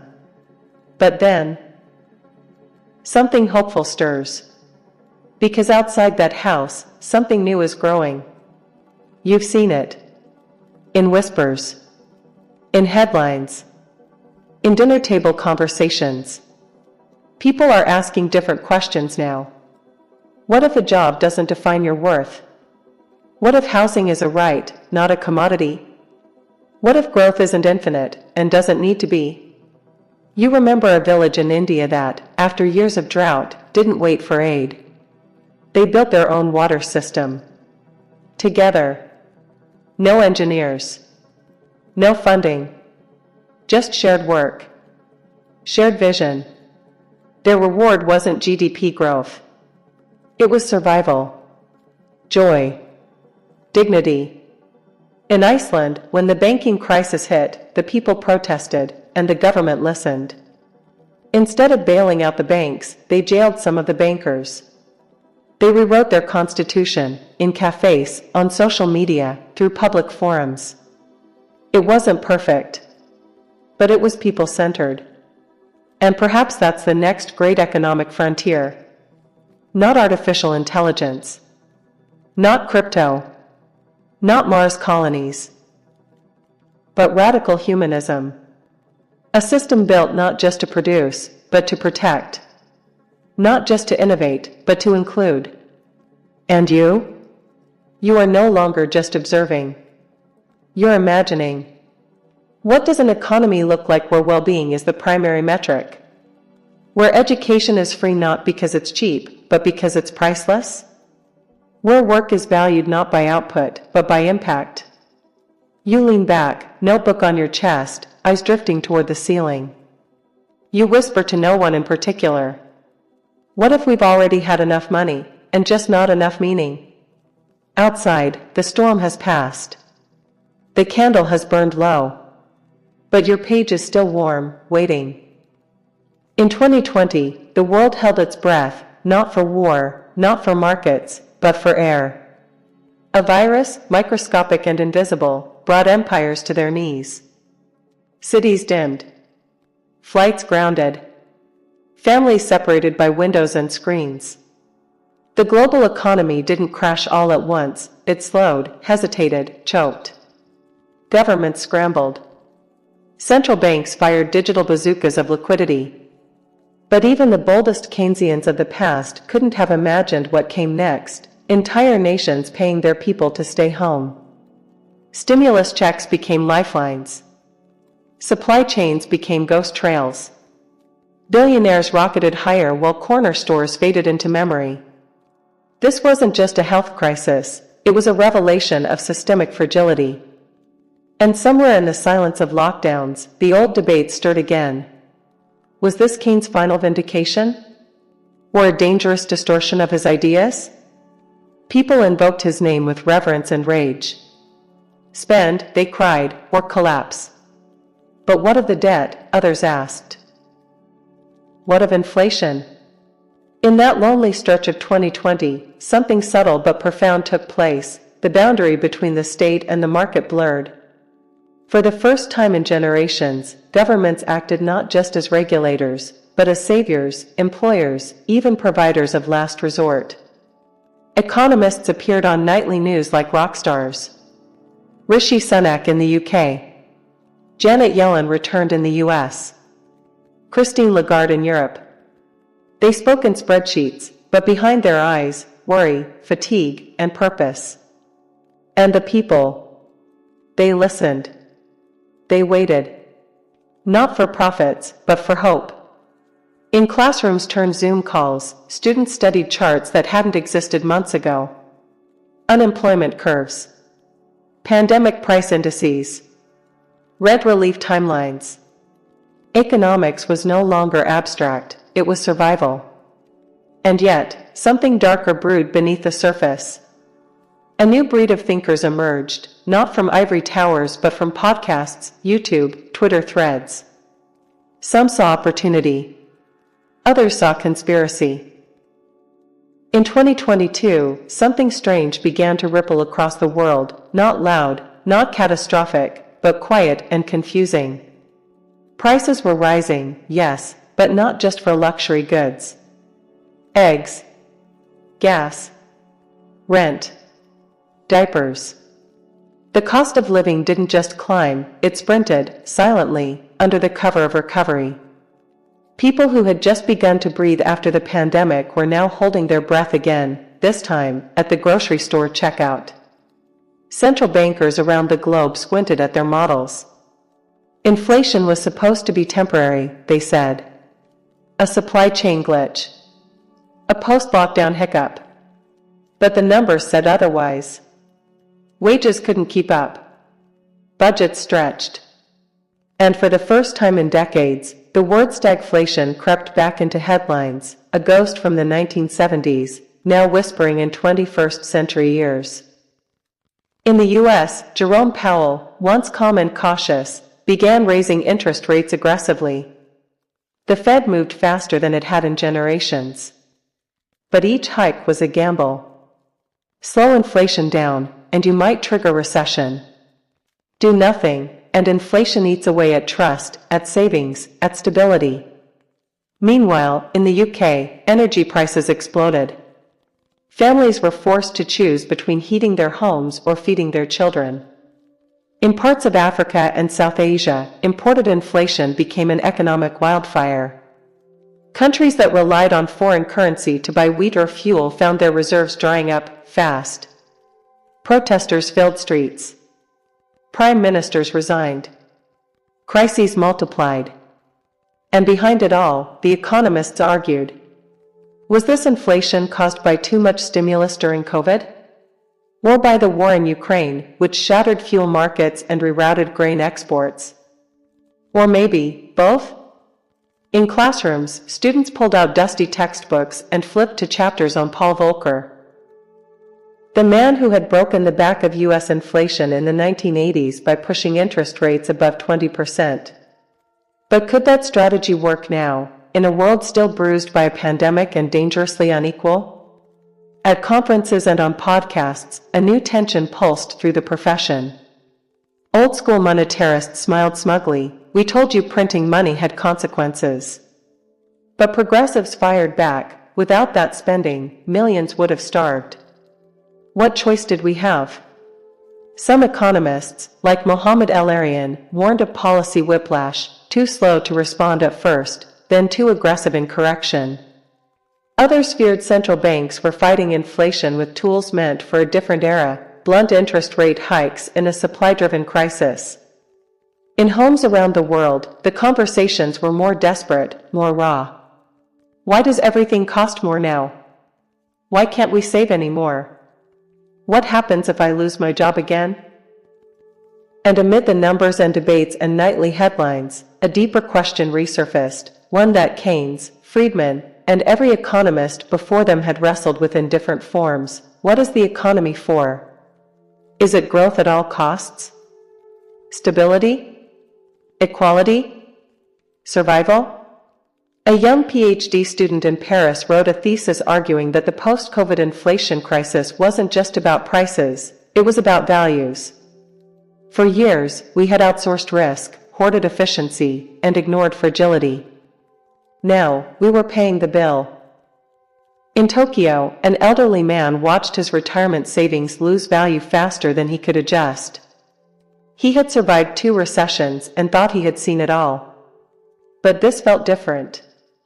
This felt like drift. In Lagos, a single mother opened her food stall, staring at ingredients that now cost twice what they did last year. Her customers couldn't afford the new prices. But neither could she afford to keep them low. And in Berlin, a young couple delayed their wedding.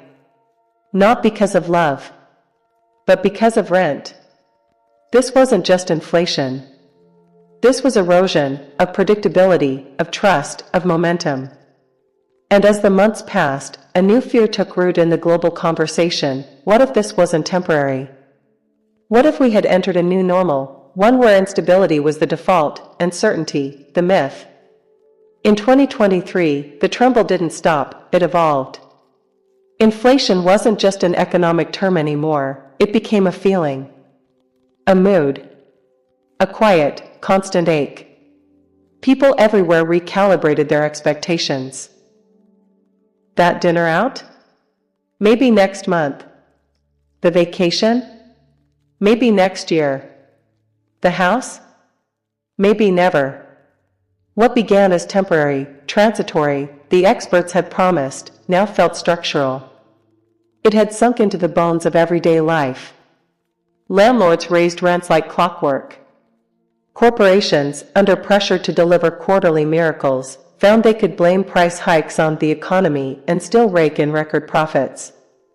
And in kitchen after kitchen, parents told their kids why cereal had become a luxury. It wasn't just about money. It was about trust. Trust in the system, in the forecasts, in the leaders who said, "We have this under control." And in that space of distrust, new ideologies sprouted, like weeds in the cracks of a once solid foundation.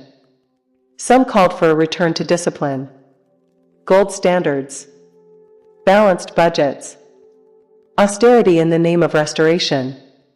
Others leaned deeper into the state, advocating for price controls, guaranteed wages, public ownership of essentials. A 21st century New Deal, dressed in climate urgency and pandemic scars. But in the silence between these camps, the ordinary citizen stared at their utility bill and wondered, why is everything suddenly fragile? In Argentina, the peso wobbled once again. In Turkey, inflation danced past 80%, mocking every speech of stability. In Sri Lanka, the government collapsed under the weight of fuel shortages and civil unrest. Even in the wealthiest nations, people learned a new word, precarity. And still, stock markets rebounded. Economists now spoke with a humbler tone. "We underestimated" became a common phrase. Models were tweaked, baselines redrawn. And through it all, one truth echoed louder than any projection: the world had changed faster than the theories. Some thinkers, daring and maybe reckless, proposed a new lens entirely. They didn't speak of GDP, but of economic security. They asked, what if the goal wasn't growth, but stability? Not productivity, but peace? A young woman in Nairobi started a podcast, Bread and Dignity, where she interviewed street vendors, day laborers, young mothers. Their economic insights were raw, urgent, and absent from every PhD syllabus. She asked one guest, "What would you change if you were in charge of the economy?" The man laughed. Then said, "I'd make sure no one goes to bed afraid of tomorrow." Simple. Radical. Unmeasured by any current index. Meanwhile, in Washington, Powell kept raising rates. In Europe, Lagarde followed. In Tokyo, the Bank of Japan stood still, refusing to join the race to tighten. And every move, every pause, sent ripples across oceans. Central banks were no longer background actors, they were the lead characters in a play no one fully understood. And in your room, still quiet, still lit by a single lamp, you watched this unfold. You recorded your thoughts in whispers, hoping to explain the inexplicable. Not just for views, but for memory. Because you suspected something Keynes himself might have feared, that economics, once the study of wealth and choices, had become the study of coping. And still, the show goes on. In 2024, something unexpected happened, not loud, not televised, but felt like a pressure drop in the atmosphere. The chaos hadn't ended, but people stopped waiting for it to. They began adapting, not just surviving, but recalibrating. Localism surged. People turned to farmers' markets, co-ops, community banks. Not as a political act, but a practical one. Trust, once lost in institutions, started to rebuild in smaller circles. A bakery in Lisbon printed its own currency, redeemable only in its neighborhood. A housing collective in Seoul used blockchain, not for profit, but to guarantee fair rents. In Detroit, bartering returned, not nostalgia, just necessity. The formal economy limped on, but a shadow economy, built on trust, trade, and time, grew beneath it. Unofficial. Unregulated. Undeniable. Meanwhile, major governments kept spinning plates. Debt ceilings became rituals of brinkmanship. Each vote, each standoff, a theater of anxiety. Pundits shouted. Markets dipped. Then everyone exhaled, until the next time. But people were tired of waiting for someone else to fix it. In classrooms, students no longer asked, "What is the economy doing?" They asked, "What can I do if it fails?" Professors hesitated. They had textbooks, but no answers. In those same rooms, the name Keynes was still written on chalkboards, but with a question mark. His ideas, once tools, had become mirrors. Depending on who held them, they reflected rescue or ruin. Back on the internet, your voice, quiet, steady, kept telling the story. You weren't selling hope. You were offering understanding.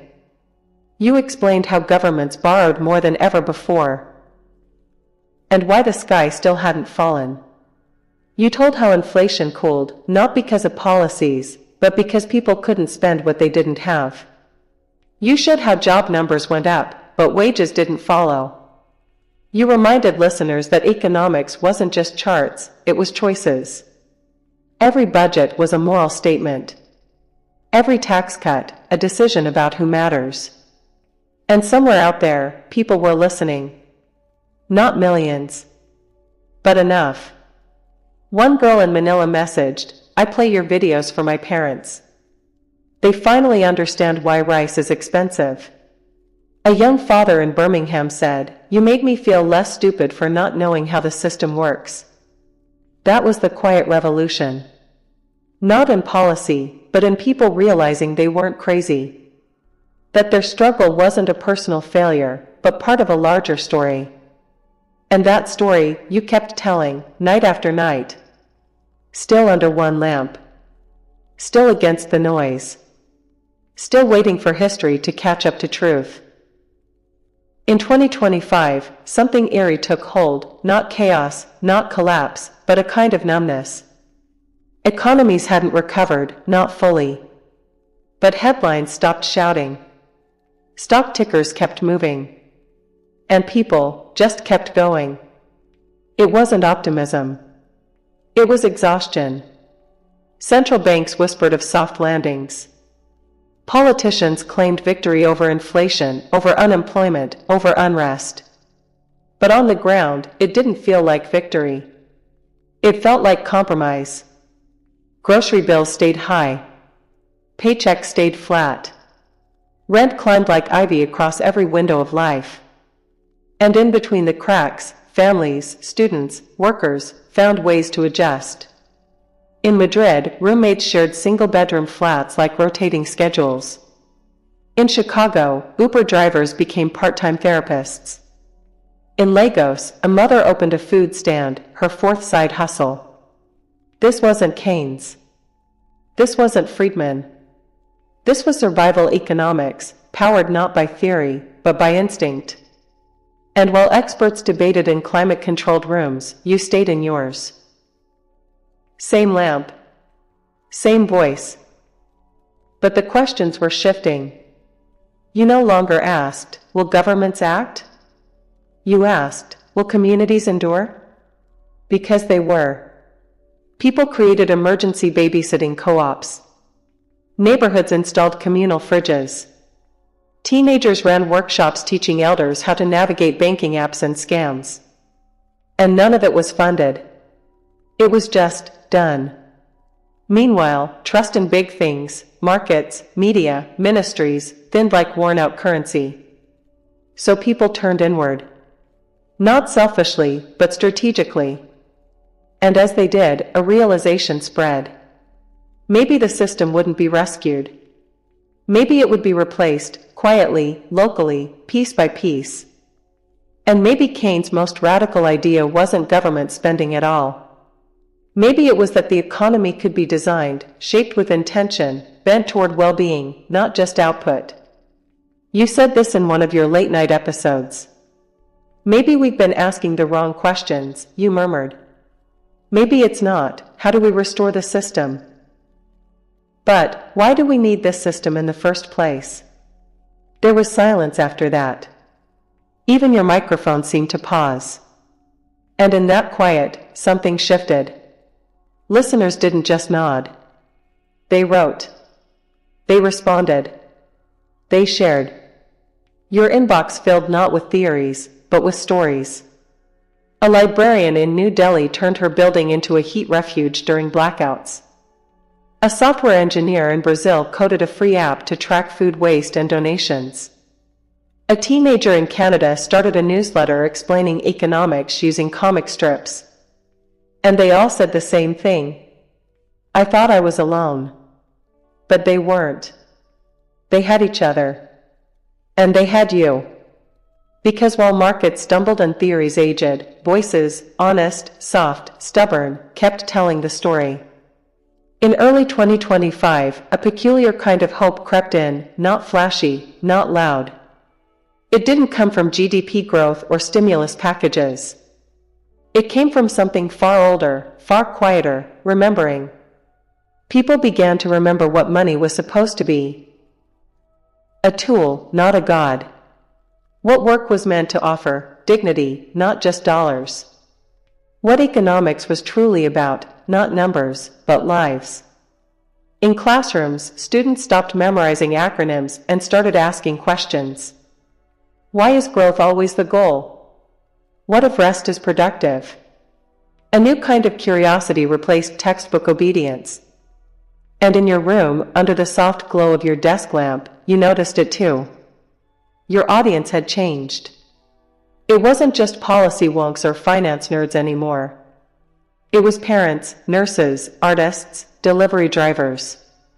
They weren't tuning in for predictions. They were tuning in for permission to imagine something different. Hey, you'd whisper. It's okay not to believe the old stories anymore.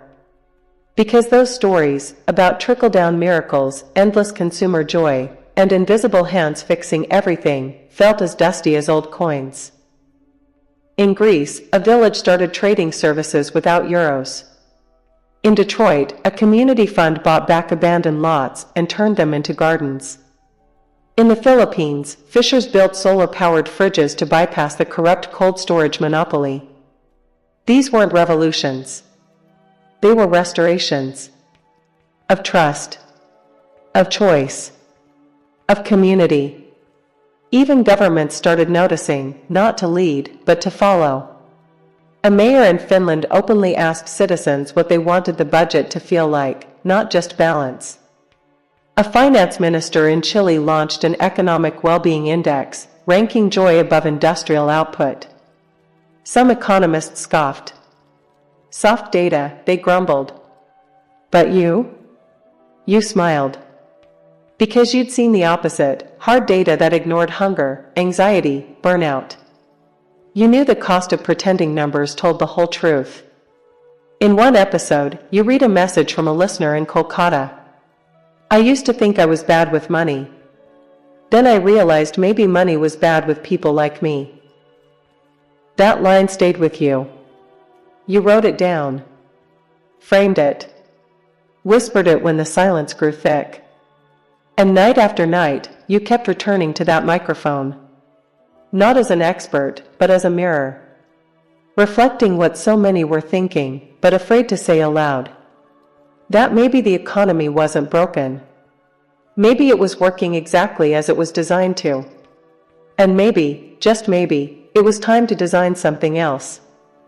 By mid-2025, a strange calm had settled over the chaos, not peace, not certainty, but a shared understanding. The world would never return to normal. Because normal was the problem. And for once, people weren't rushing to fix the system. They were stepping back to ask, do we even want this system anymore? In Berlin, a librarian transformed her building's basement into a free legal help desk. In Lagos, teenagers formed a data co-op to track food prices when the government wouldn't. In Los Angeles, tenants pooled money each month. Not for rent, but to buy the building from their absentee landlord. Small ripples. Quiet revolutions. All whispered stories, scattered across the globe. But they shared a common beat: take care of each other, where no one else will. In economics departments, things began to fracture. The old models didn't fit the new questions. Professors who once dismissed alternative theories began inviting their authors to guest lecture. A young Ghanaian student challenged her department, why do we still teach theories that don't explain our lives? And no one had an answer. You spoke about her on your podcast. You said her name. You let silence follow her words. Your inbox flooded with thank yous, from places you'd never been. Cairo. Manila. Kentucky. The sleepiest economist had become a wide-awake witness. But not everyone welcomed the change. Banks grew nervous. Billionaires started funding new think tanks, armed with buzzwords and bright branding. Resilience capitalism. Human-centered finance. Green extraction. You knew the game, they were changing the wrapping, not the gift.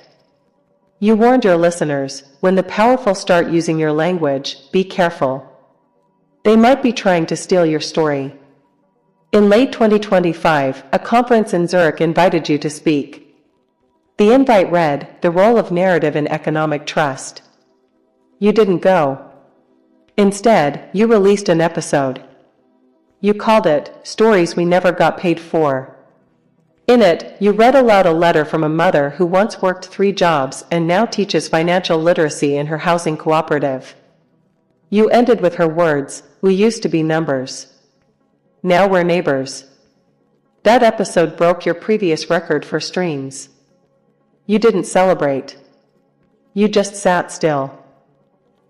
Because somewhere deep inside, you knew what came next wasn't a policy tweak. It was a reckoning with values long buried beneath profit margins and productivity charts. People weren't asking, "What's the interest rate?" anymore. They were asking, "What's worth our interest?" The world had changed. Not with parades or press releases, but with borrowed mics, cracked screens, folded notes, and ordinary people daring to dream in public. And so, the final chapter wasn't written by economists or politicians. It was written by listeners. By you. You, who kept asking questions long after the textbooks ran out of answers. You, who stayed up late, recording truth in a whisper, while the world shouted nonsense. You, who believed that maybe, just maybe, the economy should serve people, not the other way around. And tonight, as your lamp flickers and the mic hums, a simple truth remains. The story isn't over. Because someone, somewhere, is still listening.